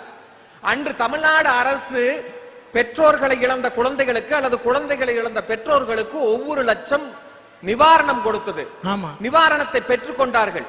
10-15 நாட்களுக்கு பிறகு ஒரு துடுப்பிலே சிக்கிய ஒரு பெண் இருக்கிறாள் என்று இந்த லைன்ஸ் கிளப் ரோட்டரி கிளப்புக்கு கண்டுபிடிச்சு கொண்டு வந்து அந்த பெண்ணை மகாலட்சுமியை பிடிச்சு கொண்டு வந்து பெத்தவங்க கிட்ட விடுறாங்க. தன்னுடைய மகள் கிடைத்து விட்டால் ஆள தருவி விட்டு அரசாங்கம் கொடுத்த 1 லட்சத்தை எடுத்துக்கொண்டு நாகப்பட்டினம் மாவட்ட ஆட்சித்தலைவர் அலுவலகத்திற்கு ஓடி சென்று, இந்த அரசு கொடுத்த பணம் எங்களுக்கு வேண்டாம் என்று சொல்லுகிறார்கள். அரசு சொல்லுகிறது, கொடுத்தது கொடுத்தாச்சு, டெலிவரி ஆச்சு, திருப்பி எந்த அக்கௌண்ட்ல வைக்கணும்னு தெரியல, வெச்சுக்குமா பரவாயில்ல, ட்ரீட்மெண்ட்டுக்குனால வெச்சுக்கன்னு சொல்லும் பொழுது பெத்தவங்களும் அந்த 8ஆம் வகுப்பு படித்த மகாலட்சுமியும் என்ன சொல்லுகிறாள் தெரியுமா? வேண்டாம் என்று சொல்லிவிட்டு ஆனந்த விகடன் அலுவலகத்திற்கு சென்று அந்த பணத்தை கொடுத்து, எங்களை போன்று முடியாதவர்களுக்கு இயலாதவர்களுக்கு இந்த பணத்தை கொடுத்து விடுங்கள் என்று சொன்ன பொழுது ஆனந்த விகடன் நிருபர் சொன்னார், பாப்பா உன்னை ஒரு புகைப்படம் எடுத்து எங்களுடைய ஆனந்த விகடன் பத்திரிகையிலே போட வேண்டும் உன்னுடைய அறச்செயலை செய்ததற்கு என்று சொன்ன பொழுது அந்த குழந்தை மகாலட்சுமி என்ன செய்தது தெரியுமா? யாரோ பணத்தை கொடுத்ததற்காக என்னுடைய விளம்பரம் எதற்காக? இதே நாகப்பட்டினம் மாவட்டத்திற்கு நான் கலெக்டராக வருவேன், அப்பொழுது என்னுடைய புகைப்படத்தை முன்னட்டையிலே போட்டு பெருமைப்படுத்துங்கள் என்று சொல்லியது. அந்த பெண்மணி இப்பொழுது அண்ணா யூனிவர்சிட்டியில அவுட்ஸ்டாண்டிங் ஸ்டூடெண்ட்ஸ் மார்க் பாஸ் பண்ணி இன்னைக்கு டெல்லியில IAS கோச்சிங் சென்டர்ல பயிற்சி பெற்றுக் கொண்டிருக்கிறது என்று சொன்னால் அறம் எப்படி வாழ வேண்டும் என்று சொல்லிக் கொடுக்கிறது. நீங்கள் சிந்தித்து பாருங்கள். கர்ம வீரர் காமராஜருடைய தினம். மதிய உணவு திட்டத்திற்கு பணம் இல்லை என்று காமராஜர் சொன்ன பொழுது அவருக்கு யோசனை சொன்னார்கள். கள்ளுக்கடையை திறந்தால் பணம் கிடைக்கும், அதை வைத்து குழந்தைகளுக்கு பரிசியாரலாம் என்று சொன்ன பொழுது கர்ம வீரர் காமராஜர் என்ன சொன்னார் தெரியுமா? ஏண்டா அப்பனை குடிக்க வச்சுட்டு பிள்ளைய படிக்க வைக்கிறது எந்த வகையிலடா தர்மம் என்று கேட்டவர் கர்ம வீரர் காமராஜர். நீங்கள் சிந்தித்து பாருங்கள். நீங்கள் அறம் என்பது பள்ளியிலே படிப்பது அல்ல. இன்னைக்கு பள்ளிக்கூடம் எப்படி இருக்கு தெரியுமா? அடுத்தவனை வெல்வது எப்படி என்றுதான் சொல்லிக் கொடுப்பதே தவிர அடுத்தவனையும் வெல்ல வைப்பது எப்படி என்று சொல்லிக் கொடுப்பதே இல்லை. உங்களுடைய அறிவு. ஒரு பையன்கிட்ட ஒரு டீச்சர் கேட்கிறாரு, டேய் நீங்க 2 பேரும் காட்டு வழியா போறீங்க, நீயும் நண்பனும், உன்னை சிங்கம் துரத்துது, என்ன பண்ணுவீங்கன்னு கேட்டோன்னே அந்த ஒருத்தன் சொல்றான், நான் என்னோட ஷூ லேச கட்டுவேன்னு சொன்னான். ஏண்டா ஷூ லேட்டர்ஸ் கட்டுறக்கும் புலி சிங்கம் துரத்துறதுக்கும் என்னடா வித்தியாசம் கேட்டா, நான் படிச்சிருக்க ஷூ லேச டைட்டா கட்டினா வேகமா ஓடலாம், அதனால நம்ம கட்டுறேன் அப்படின்னா. அப்ப வேகமா கட்டினீங்கன்னா புலியை விட வேகமா ஓடுவியாடா அப்படின்னு கேட்டதுக்கு அந்த பையன் சொன்னா, இல்ல என் நண்பனை விட வேகமா ஓடுவேன்னு சொன்னான். புலிக்கு பயந்தவெல்லாம் ஏன் மேல படுத்துக்கங்கிற கதை தான். நீங்கள் சிந்தித்து பாருங்கள். அறிவு சூலேச டைட்டா கட்டிட்டு நண்பனை விட வேகமாக ஓட முடியும் என்று சொல்லிக் கொடுத்ததே தவிர நண்பனையும் காப்பாற்ற வேண்டும் என்ற அறிவு சொல்லிக் கொடுக்கவில்லை. அது அறம்தான் சொல்லிக் கொடுக்க முடியும் என்ற சிந்தனையை இந்த மன்றத்திலே பதிவு செய்கிறேன். போலியோ சொட்டு மருந்தை கொண்டு வந்தவர் இந்த உலகத்திற்கு டாக்டர் ஜோனஸ் சால்க் என்ற மிகப்பெரிய மாமனிதன். அவரு போலியோ சொட்டு மருந்து இன்னைக்கு இலவசமா கிடைக்குது. நீங்கள் சிந்தித்து பாருங்கள், எப்படி நமக்கு இலவசமாக கிடைக்கிறது என்பதை சிந்தித்து பார்த்தால் உங்களுக்கு புரியும். அவருடைய அறிவு போலியோ சொட்டு மருந்தை கண்டுபிடிக்கப்பட்டது. ஆனால் எனக்கு பேட்டன்ட் ரைட்ஸ் வேண்டாம், எல்லா குழந்தைகளுக்கும் ஊனமுற்ற குழந்தைகளுக்கு இலவசமாக கொடுங்கள் என்று சொன்ன அவருடைய அறம்தான் இன்று பேச வைக்கிறது என்று சொன்னால் அறிவோடு சேர்ந்த அறம் சிறந்தது என்று அவர்களே ஒற்றுக்கொள்ளுகிறார்கள். சார், இன்னைக்கு மருத்துவரோ கல்வியரோ எல்லாமே இல்ல, தயவு செய்து சொல்லிக் கொடுங்க. யோசனை பண்ணி பாருங்க. ஒரு ஆஸ்பத்திரிக்கு போனா ஒருத்தர் சொல்றாரு, என்னங்க இது காய்ச்சல்னு வந்த ஸ்கேன் எடுக்க உட்கார வச்சுட்டா அப்படிங்கிறாப்ல. அதுக்கு பக்கத்துல இருக்கிற சொன்னாரு, நீனாலும் பரவாயில்ல, காய்ச்சல்னு வந்த உனக்கு ஸ்கேன் எடுக்க வச்சுட்டான், நான் கரண்ட் பில் எடுக்க வந்தா எனக்கும் ஸ்கேன் எடுக்க உட்கார வச்சுட்டாங்க. இன்னைக்கு எப்படி சார் போயிட்டு இருக்கு? அறம் எதுவுமே கிடையாது. நான் இப்படி சொல்லி நிறைவு செய்கிறேன். அடுத்து வருபவர்களுக்கு நான் கேள்வியோடு நிறைவு செய்கிறேன். பசிச்ச ஒருவன் பார்த்திருக்க நாம் உண்ணக்கூடாது என்கின்ற அறத்தை கவனப்படுத்த வேண்டும். பசிச்ச ஒருவன் உட்கார்ந்து இருக்கும் பொழுது நாம் உண்ணக்கூடாது என்கின்ற அறத்தை நீங்கள் கவனப்படுத்த வேண்டும். பிறன் மனை நோக்காமல் இருக்க வேண்டும் என்பதை நீங்கள் கவனப்படுத்த வேண்டும். வியர்வை காய்வதற்குள் கூலியை கொடுக்க வேண்டும் என்பதை நீங்கள் கவனப்படுத்த வேண்டும். பொது சொத்து குலநாசம் என்பதையும் நீங்கள் கவனப்படுத்த வேண்டும். அருமைக்குரிய பெரியோர்களை, இந்த செய்தியோடு நான் நிறைவு செய்கிறேன். சிவன் சொத்து குலம் நாசம் என்று சொன்னது அன்றைய பழமொழி. சிவன் சொத்து மட்டுமல்ல, பொது சொத்தை கூட நீங்கள் அபகரித்தால் குலம் நாசமாகிவிடும் என்பதை உணர்ந்தால் இந்த நாடு விமோச்சனமாகும். அதைத்தான் கர்ம வீரர் காமராஜர் பொது சொத்தை ஒரு துளி கூட எடுக்காமல் வாழ்ந்த மகான் என்பதை இந்த மன்றத்திலே பதிவு செய்து, அறமில்லாத வாழ்க்கை அற வாழ்க்கை, அறமில்லாத வாழ்க்கை அற வாழ்க்கை, அறமுள்ள வாழ்க்கையே நிறை வாழ்க்கை. நன்றி, வணக்கம். நீங்க வெறும் மனப்பாட கல்வி தாங்க சொல்லி கொடுக்குறாங்க. நீங்க ஒப்பிச்சா போதும், நீ பாஸ், அவ்வளவுதானே. அறிவுங்கிறது அவ்வளவுதானே. எவ்வளவு மனப்பாட சக்தி இருக்கோ அவ்வளவு மார்க், நிறைய மார்க் எடுத்தா நீ அறிவாளி. ஆனால் அறம் அப்படிப்பட்டதல்லன்னு அழகா பேசியிருக்கார். ராஜபாளையத்திலிருந்து வருகின்றிருக்கக்கூடிய சுபாஷினி அவர்கள் நல்ல ஒரு கைத்தட்டலோட நல்லதோர் வினை செய்கையாலே நல்ல புழுதியில் ஏறுவதுண்டோ சொல்லடி சிவசக்தியை சுடர்வின் மறுமுடன் படைத்து விட்டார். வல்லமை தாராயோ இந்த மாநிலம் பயன்பட வாழ்வதற்கே. நான் கண்ட பாரதியும் அவன் கண்ட கவிதையும் வாழ்க்கை என்று கூறி குமாரபாளைய மக்கள் அத்துணை கேட்கும். கலைமாமணி அவர்கள், டெல்லிகரை ஐயா அவர்கள், நடுவர் அவர்கள், அண்ணா சிங்காரவேல் அவர்கள், என் எதிர் அணியினரும் உங்கள் அத்துணை பேருக்கும் என் கரம் குவிந்த சிரம் தாழ்ந்த ஐயா. யாராவது ஒரு அறிவோட பெருமையா இருக்கிறதை உங்களை பத்தி சொன்னாங்களா? ஒரு அடிவாசி முடிச்சு வந்து 2 வரிகள் 2 வரிகள் சொல்லுவாங்க. நான் சொல்றேன் ஐயா, பூக்களின் வித்து நீங்கள், பூக்களின் வித்து நீங்கள், புன்னகையின் சொத்து நீங்கள், ஆண்களில் எத்து நீங்கள், அவளால் பத்து நீங்கள், தமிழ் கலையின் மத்து நீங்கள், எங்கள் பட்டிமன்றத்தின் சொத்தும் நீங்கள்.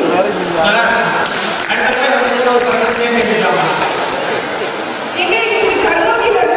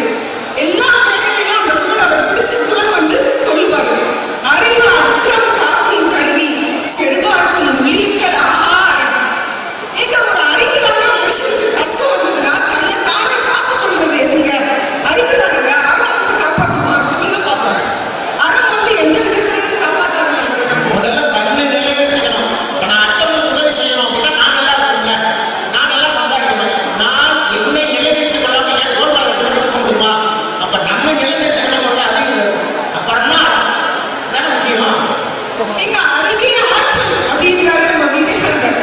நான் கிளாஸ்ல ஸ்டூடெண்ட்ஸ்க்கு கிளாஸ் எடுத்துட்டு இருந்தேன். கிளாஸ்ல நான் ஒரு டீச்சர், ஸோ அசைன்மெண்ட் இதெல்லாம் சொல்லி கொடுத்துட்டு இருந்தேன். இந்த மாதிரி படிச்சுட்டு வாப்பா, நாளைக்கு கிளாஸ்ல படிச்சுட்டு வந்துரு அப்படின்னு சொல்லி எப்பவும் போல நார்மலா சொல்லி கொடுத்துட்டு இருந்தேன். சுயமா யோசி, எல்லாமே நீயா யோசி அப்படின்னா ஒருத்தர் மட்டும் ப்ராஜெக்ட்டுக்கு அசைன்மெண்ட்டுக்கு ஒரு வாரம் டைம் கொடுத்தா 2 நாள் முடிச்சுட்டு வந்து கொடுத்துருவாங்க. 2 நாள் தான், 1 வீக் டைம் எடுத்துக்கவே மாட்டான். அடுத்தவங்க இதை காப்பி பண்ணி அப்படியே கொண்டு வந்து கொடுத்துருவாங்க. அது எதற்கு சமானம் தெரியுமா?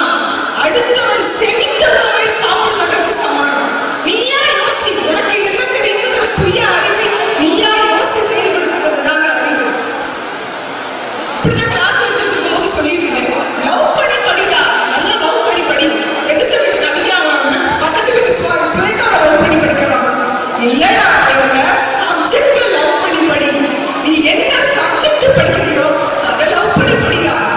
வித்தியாசமா சிந்திக்க பழகிக்கோ. சரி மேம், அவளுக்கு வித்தியாசமா சிந்திச்சுட்டு வரேன். சரி, மறுநாளும் வந்தா, ஆஹா பையன் வித்தியாசமா சிந்திச்சுட்டு வந்திருக்காங்க. சொல்லு பாப்பா, மேம் வித்தியாசமா சிந்திச்சிருக்கேன் மேம். மனுஷனுக்கும் செல்போனுக்கும் வித்தியாசம் கண்டுபிடிச்சிருக்கேன் மேம். ஆஹா, மனுஷனுக்கும் செல்போனுக்கும் வித்தியாசமாப்பா, என்னன்னு சொல்லுன்னு கேட்டேன். மேம், மனுஷனுக்கு கால் இல்லைன்னா பேலன்ஸ் பண்ண முடியாது, செல்போன்ல பேலன்ஸ் இல்லைன்னா கால் பண்ண முடியாது. இதான் அறிவு. இதாங்க அறிவு. இது இல்லைங்க. இப்ப ஆண்ட்ராய்டுலையும் ஃபேஸ்புக்ல லைக் போடுறதும், பென்ட்ரைவ்லையும் வாட்ஸ்அப்ல ஷேர் பண்றதும், கூகுள்ல குடியிருப்பதுமா இருந்தாலும் கூட ஆர்டிபிஷியல் இன்டெலிஜென்ஸ் புது டெக்னாலஜி இன்வெஸ்ட் பண்ணி போயிருக்காங்க. இன்னும் 10 வருஷத்துல அந்த ஏஐலாம் உலகம் ஃபுல்லா வரணும். அவர் சொன்னாரு, நாங்க நல்ல விஷயங்களை ஸ்டூடெண்ட்ஸ்க்கு சொல்லித்தரதே இல்லை. நான் சொல்லித்தரேன், என்னோட ஸ்டூடெண்ட்ஸ்க்கு மாற்றாக நல்ல விஷயங்களை சொல்லித்தரேன். காந்தி நோட்டுக்காக மட்டும் பாடுபடாமல் காந்தி நாட்டுக்காக பாடுபடும் அறிவை கற்றுத் தருகிறேன். என்னோட ஸ்டூடெண்ட்ஸ்க்கு சொல்லிக் கொடுக்கிறேன். மதிப்பெண்களை மட்டும் துரத்தும் அறிவை பெறாமல் மதிப்பான பண்புகளையும் கற்றுத்தரும் அறிவை சொல்லிக் கொடுக்கிறேன். கொட்டும் மழை நீரை வீணாக்கிவிட்டு சொட்டு நீருக்காக இயங்கும் அவலநிலையை மாற்றி மழை நீர் சேமிப்பு திட்டத்தை கற்றுக் கொடுக்கிறேன். ஒரே ரூமில் இருந்து அலைபேசியில் மட்டும் பேசிக் கொண்டிருக்காமல் உறவுகளை தேடும் அறிவை கற்றுக் கொடுக்கிறேன். ஆகவே இன்ற கல்வி முறை அறத்தை வளர்ப்பதற்கு என்று கூறி வாய்ப்பளித்த முக்கு நன்றி கூறி விடைபெறுகிறேன். அடுத்த வருடமா அதே மாதிரி பேசி முடிச்சா நல்லா இருக்கும். ஏன்னா பல பேர் நம்ம சொன்ன செல்லுக்குள்ளே மூடி இருக்காங்க. கிராமத்தை சொன்னாரு, இந்த செல்ல விடவும் ஒரு பெரிய உலகம் வெளியில் இருக்கிறா. அப்படியா? அதோட லிங்க் இருந்து அடிச்சு விடுறான். அப்படியே வாழ்ந்து ஒரு வித்தியாசமான வாழ்க்கைக்குள்ள மூடி கிடக்கிறான். அடுத்து இந்த அடியுடைய நிறைவு பேச்சாளர் ஆரூர் சுனேகா. முச்சங்கங்கூட்டி முதுபுலவர் தமை கூட்டி அச்சங்கத்துள்ளே அளப்பரிய பொருள் கூட்டி சொச்சங்கமாக சுவை மிகுந்த கவி கூட்டி அற்புதங்கள் எல்லாம் அமைத்தவரும் ஆட்டி தோண்டுகின்ற போதெல்லாம் சுரக்கின்ற செந்தமிழே வேண்டுகின்ற போதெல்லாம் விளைகின்ற நித்திலமே உன்னை தவிர உலகில் என்னை காக்க பொன்னோ பொருளோ போற்றி வைக்கவில்லையம்மா உன்னை வணங்குகிறேன் என்னை கரையேற்று என்ற கண்ணதாசனின் அடிதொட்டு தொடங்குகிறேன். ஆரூர் தமிழச்சியின் அன்பான வணக்கங்கள். நடுவர் அவர்களே, நூலை படித்தவர்கள் வாழ்க்கையில் உயரலாம், நூலை படித்தவர்கள் வாழ்க்கையில் உயரலாம் என்பதை போல நூலை பிடித்தவர்களும் வாழ்க்கையில் உயரலாம் என்பதற்கு சான்றாக அமர்ந்திருக்கும் குமாரபாளையம் மக்களை வணங்கிவிட்டு வந்து பேசினாங்க. முதல்ல ஒரு ஆடு மின்சார கம்பியில மாட்டிக்கிச்சான். கூட இருக்க புள்ள காப்பாத்த போனோம்னு நினைக்கும் போது செப்பலை போட்டுட்டு போன்னு கூட இருக்க புள்ள லெக்சர் எடுத்தது. அதனால அந்த புள்ள அறிவான புள்ளதான் சரியான புள்ளன்னு சொன்னாங்க. உள்ளபடியே கூட இருக்க அறிவுரை சொன்ன புள்ள இருக்கு இல்லையா, அது அறிவில் சிறந்த பிள்ளை மட்டுமல்ல, உண்மையாகவே அந்த குழந்தை தான் அறத்தில் சிறந்த குழந்தை. ஏன் தெரியுங்களா? நீங்க உண்மையா யோசிச்சு பாருங்க. நம்ம கூட இருக்க எத்தனையோ சொந்தக்காரவங்க நாலேஜபிள் பர்சனா இருப்பாங்க. பிஎஸ்சி எம்எஸ்சி பிஹெச்டின்னு எத்தனையோ டிகிரி முடிச்சிருப்பாங்க. கல்வியில் சிறந்த எத்தனையோ சொந்தக்காரர்கள் நம்மோடு இருக்கிறார்கள். ஆனா எந்த சொந்தக்காரனும் கூட இருக்க சொந்தக்காரனை காப்பாற்றணும் நினைக்கிறதே இல்லை. ஆக அறிவில் சிறந்த எல்லோரும் அடுத்தவர்களை காக்க வேண்டும் என்ற அறத்தை சொல்லிக் கொடுப்பது இல்லை. எந்த ஒரு உயிர் கூட இருக்கிறவங்க கஷ்டப்படும் போது அதுல இருந்து அவங்களை காப்பாத்தணும், வழிவிடணும், மீட்கணும்னு நினைக்குதோ அந்த உயிர் நிச்சயம் அறத்தில் சிறந்த உயிராக மட்டும்தான் இருக்க முடியும். காமராஜர் அவர்களுடைய பிறந்த அந்த பிறந்த நாளுக்காக நடக்கக்கூடிய காமராஜர் பிறந்த 100 ஆண்டுகள்ல எத்தனையோ BSc, MSc, PhD, BEd, MEd, double PhD முடிச்ச எத்தனையோ பேரை கடந்து வந்திருக்கக்கூடிய சமூகம் இது. அவங்களை எல்லாம் நினைவுல வச்சுக்காம 100 ஆண்டுகள் கடந்தும் காமராஜரை இந்த மன்னர் பேசுறதுனா என்ன காரணம்? கொடுத்து கொடுத்து சிறந்த கைவிடுக்கு சொந்தக்காரர், அறிவில் சிறந்த பிள்ளைகளை உருவாக்க முயலுகிற, அறிவில் சிறந்த மனிதராக மட்டும் இல்லாமல், அறிவில் சிறந்த மனிதராக மட்டும் இல்லாமல் அறத்தில் உயர்ந்த மாமனிதராக இருந்ததால் இந்த மன்னர் இன்றைக்கும் காமராஜரை நினைவுகிறது. சொன்னா அறிவு முக்கியமா, அறம் முக்கியமானவர்கள் நீங்க யோசிச்சு பாருங்க. குறைந்தபட்சம், நாங்க அதிகபட்சம் கேட்கக்கூடிய குறைந்தபட்சம் இன்னைக்கு சிறந்த பிள்ளைகளை உருவாக்க வேண்டிய கல்விக்கூடங்கள் எல்லாம் எப்படி ஒரு தகுதி விதிச்சிருக்காங்க? அறிவில் சிறந்த பிள்ளைகளை உருவாக்கணும் அப்படின்னு நினைக்கக்கூடிய எத்தனை கல்விக்கூடங்கள் அறத்தில் சிறந்த, அடுத்தவனுக்கு கேடு நினைக்காத, கூட இருக்க பிள்ளைக்கு உதவணும், ஒரு பேர் சாப்பாட்டை பக்கத்துல உட்கார்ந்து பிள்ளைக்கு பகிர்ந்து சாப்பிடணும்ன்ற அறத்தை சொல்லிக் கொடுக்கிறது அப்படிங்கிறது என்னுடைய கேள்வி. நீங்க யோசிச்சு பாருங்க. அறிவில் சிறந்த பிள்ளைகள் மதிப்பெண்ணில் உயர்ந்த பிள்ளைகளாக தாராளமாக இருக்கலாம். ஆனால் அறத்தில் சிறந்த பிள்ளைகள் தான் வாழ்க்கையில் மதிப்பில் உயர்ந்த பிள்ளைகளாக இருக்க முடியும் அப்படிங்கிற உண்மையை நம்ம மறைச்சு பேச முடியுமா சார்? இன்னைக்கு யோசிச்சு பாருங்க. எல்லா கல்விக்கூடங்களும் கிட்டத்தட்ட இந்த நாமக்கல் பக்கம் தான் நினைக்கிறேன். நாமக்கல்ல அந்த கோழி வளர்ப்புக்கு பேர் கொண்டு வருவீங்க. நாமக்கல் கோழில நீங்க காலையில நைட்டு போட்டீங்கன்னா முட்டை போடும். அப்படி பழக்கி வச்சிருக்காங்க அந்த கோழியை. அதே மாதிரிதான் இன்னைக்கு உள்ள பசங்களை கல்விக்கூடங்கள் பழக்கி வச்சிருக்கு. காலையில 5 மணிக்கு எந்திரிச்சு லைட்டா போட்டா படிக்கணும், 10 மணிக்கு லைட்டா போட்டா நிப்பாட்டிட்டு படுக்கணும். ஆக மொத்தம் கோழி குஞ்சை பழக்கிற மாதிரியே இன்னைக்கு பிள்ளைகளை இன்றைய கல்வி முறை பழக்கி வச்சிருக்குன்னு சொன்னா, எங்க அப்பா எல்லாம் உள்ளபடியே சார் எனக்கு இன்னும் நடக்குது. நான் 10வது படிக்கும் போது நான் 3வது ரேங்க் வாங்கினப்போ நான் இந்த மாதிரி 3வது ரேங்க் வாங்கிட்டு சைன் போடுங்கன்னு எங்க அப்பாட்ட போய் கேட்டப்போ அவர் சொன்னார், ஏன் ஃபர்ஸ்ட் 2 ரேங்க் வாங்கல? நான் சொன்னேன், உள்ளபடியே நான் பார்த்தேன்ப்பா, எனக்கு முன்னாடி 2 நம்பருக்கு முன்னாடி உள்ளவ தான் அந்த பொண்ணு, அவ பார்த்து எழுதுனா, பக்கத்துல உள்ள பொண்ணு பேப்பரை வாங்கி எழுதுனா, அவ தான் செகண்ட் ரேங்க் வாங்கியிருக்கான்னு சொன்னதுக்கு எங்க அப்பா சொன்னாரு, நீ எல்லாம் பிட் அடிக்கிறதுக்கு கூட லாயக்கு இல்லை அப்படின்னு. பிள்ளைகளை உள்ளபடியே இதே மனநிலையில சொல்லி கொடுத்து வளர்க்குறீங்க சார். இப்படி இருக்கிற பிள்ளைகள் எப்படி அறத்தில் சிறந்த பிள்ளைகளா இருக்க முடியும்னு நான் கேட்கிறேன். ஒரு உள்ளபடியே ஸ்கூல்ல நடந்த சம்பவம் சார். ஒரு பிள்ளைய கூப்பிட்டு வாத்தியார் சொல்லியிருக்காரு, 15 மார்க் தான் வாங்கியிருக்க, இந்த மார்க் எல்லாம் வாங்கினா பப்ளிக்ல நீ பாஸ் பண்ண முடியாது, அடுத்த தடவை எதையாச்சும் பண்ணி நீ 65 மார்க் வாங்குறடான்னு இருக்கான்.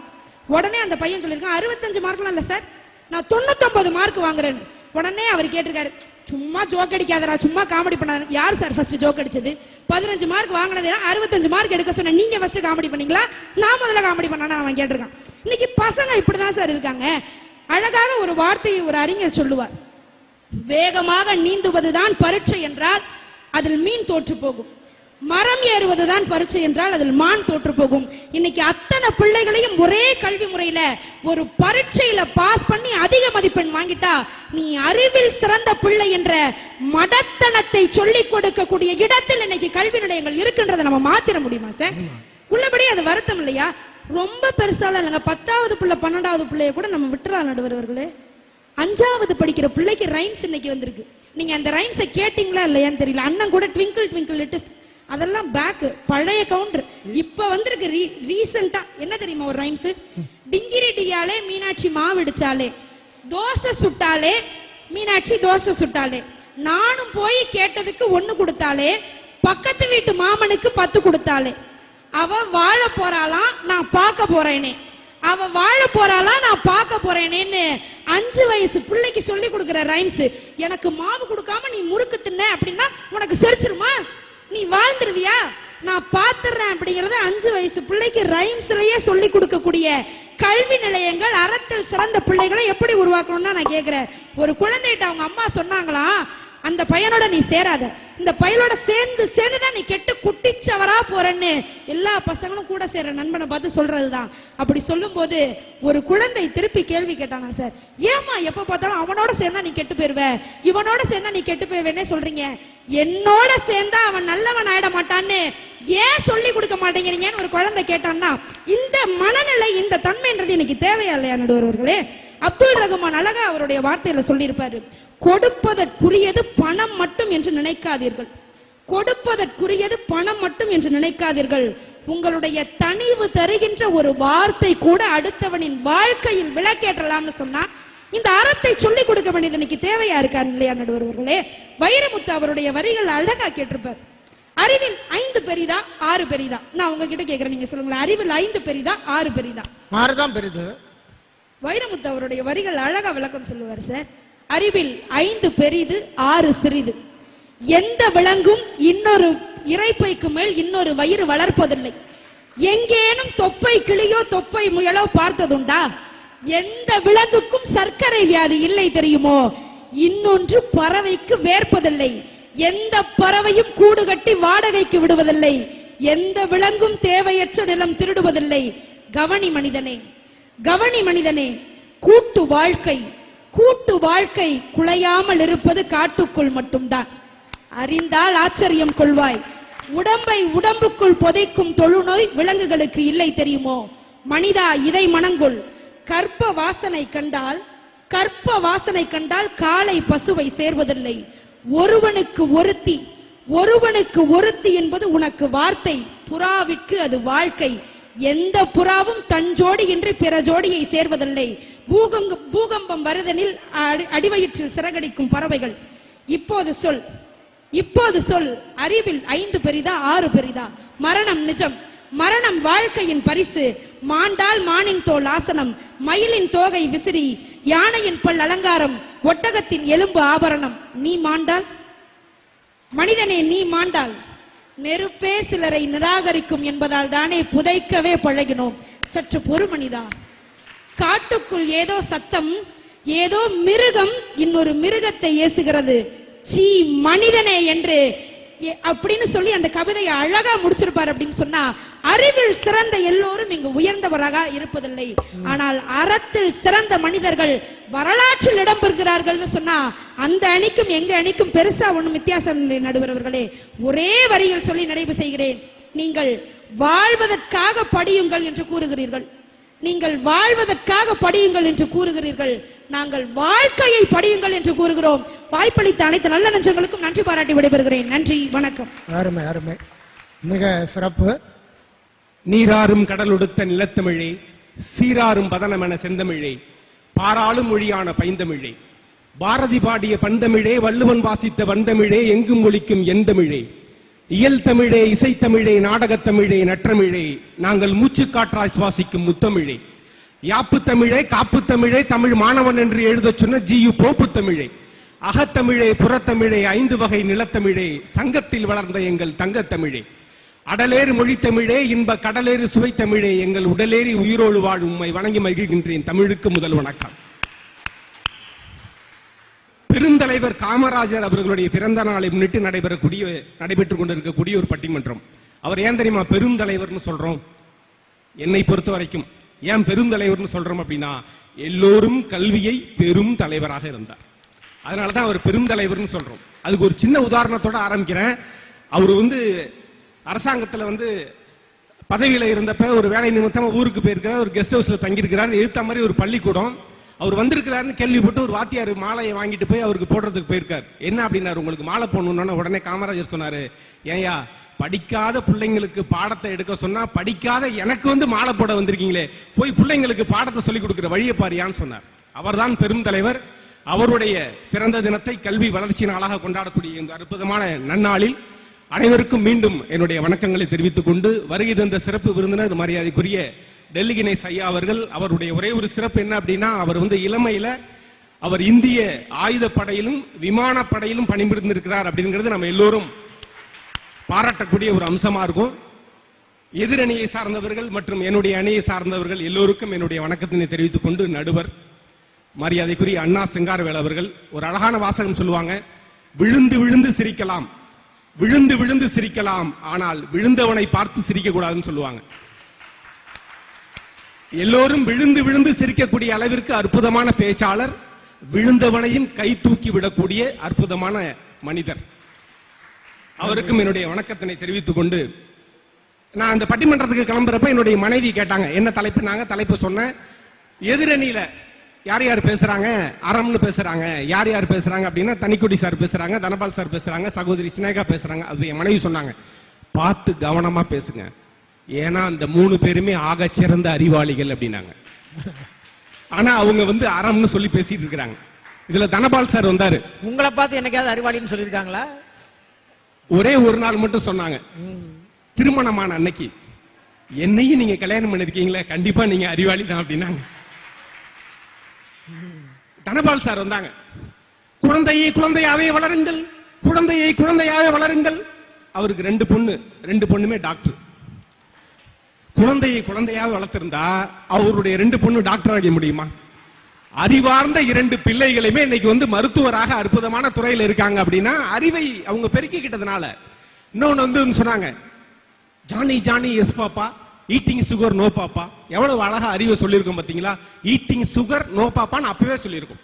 ஏன்னா அதிகமா சுகர் சாப்பிட்டா சுகர் வந்துடும், சக்கரை வியாதி வந்துடும். ஏன்னா இன்னைக்கு ஒருத்தவங்க பார்க்கும்போது கேட்டுக்கிறாங்க, சுகர் உனக்கு எவ்வளவு இருக்கு? 250. உனக்கு 450. இன்னொருத்தர், அதை ஏன்பா கேட்கிற, எனக்கு சுகர் ஃபேக்டரியா இருக்கு அப்படிங்கிறார். ஏன்னா சின்ன வயசுலேயே அந்த அறிவார்ந்த விஷயங்களை சொல்லி கொடுத்தாதான் அவர்கள் எதிர்காலத்தில் நல்ல மனிதர்களாக வருவாங்கிறது பாட்டிலே சொல்லியிருக்கோம்.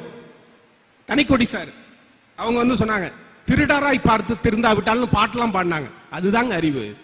ஒரு திருடன் தன்னை அவன் உணரும் பொழுது, ஏண்டா நாம திருடுறோம் அப்படின்னு தன்னைத்தானே உணரக்கூடியதுதான் அறிவு. அதுதான் திருடனாய் பார்த்து திருந்தாவிட்டால் திருட்டை ஒழிக்க முடியாது. அவனுடைய நிலைய உணர்ந்துட்டான், அந்த அறிவை பயன்படுத்திட்டான் அப்படின்னா அவன் வாழ்க்கையில ஜெயிச்சிருவான். இன்னொன்னு சொன்னாங்க, ஜனகனுடைய வில்ல உடைச்சது யாரு, வில்ல உடைச்சது யாரு? ஒரு பையன் இதே மாதிரியே கேட்டாங்க, ஜனகனுடைய வில்ல உடைச்சது எந்த காலம் அப்படின்னு ஆசிரியர் கேட்டார். அவன் சொன்னான், கஷ்ட காலம் அப்படின்னா. என்னது கஷ்ட காலமா? ஆமா சார், வில்லு உடைஞ்சு போச்சு, இனிமே அதை யூஸ் பண்றது கஷ்டம், அப்ப அது கஷ்ட காலம் தான் அப்படின்னா. இன்னைக்கு மாணவர்களுடைய அறிவு அந்த அளவுக்கு இருக்கு.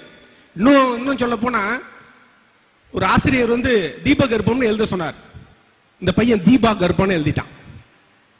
அப்பா ஆசிரியர் சொன்னார், அப்பாட்ட சொன்னாரு, இங்க பாருங்க உங்க பையன் தீப கர்ப்பம்னு எழுத சொன்ன, தீபா கர்ப்பம்னு எழுதியிருக்கான்.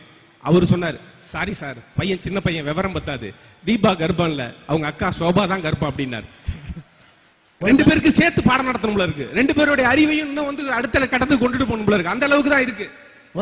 அதே மாதிரி கோவலன் எழுதுறதுக்கு முதல்ல கேவலன் எழுதிட்டாங்க. வாத்தியார் என்னடா ஏன்டா காலை உடைச்சிட்டேன்னாரு. அது எப்படி சமாளிக்கிறான் பாருங்க. பொண்டாட்டி இருக்கும்போது மற்ற பெண்கிட்ட போறவன் காலை உடைக்கணும் சார், அதுக்குதான் கோவலனை கேவலன் எழுதி வச்சிருக்காங்க. சமாளிக்கிறாங்க. இன்னைக்கு பல இடங்கள்ல நம்ம சமாளிக்கணும்னா நம்மளுடைய அறிவு கூர்மை தான். அவர் சொல்ற மாதிரி அங்க ஆரம்பிக்கிறதா எல்லா இடத்துலயும் உதவும். இன்னும் சொல்ல போனா, ஒரு பையனுக்கு வாத்தியார் பாடம் நடத்துறப்ப வாழைப்பழம் அப்படின்னு சொல்ல சொன்னார். வாழைப்பழம் அப்படின்னா அவனுக்கு அழவே வராது. வாழைப்பழம் வாழைப்பழம். அடுத்த நாள் மார்க்கெட்ல அவங்க அப்பா பார்த்தாரு, என்னங்க உங்க பையன்கிட்ட வாழைப்பழம்னு சொல்ல சொன்னா வாழைப்பழம்னு சொல்றாங்க.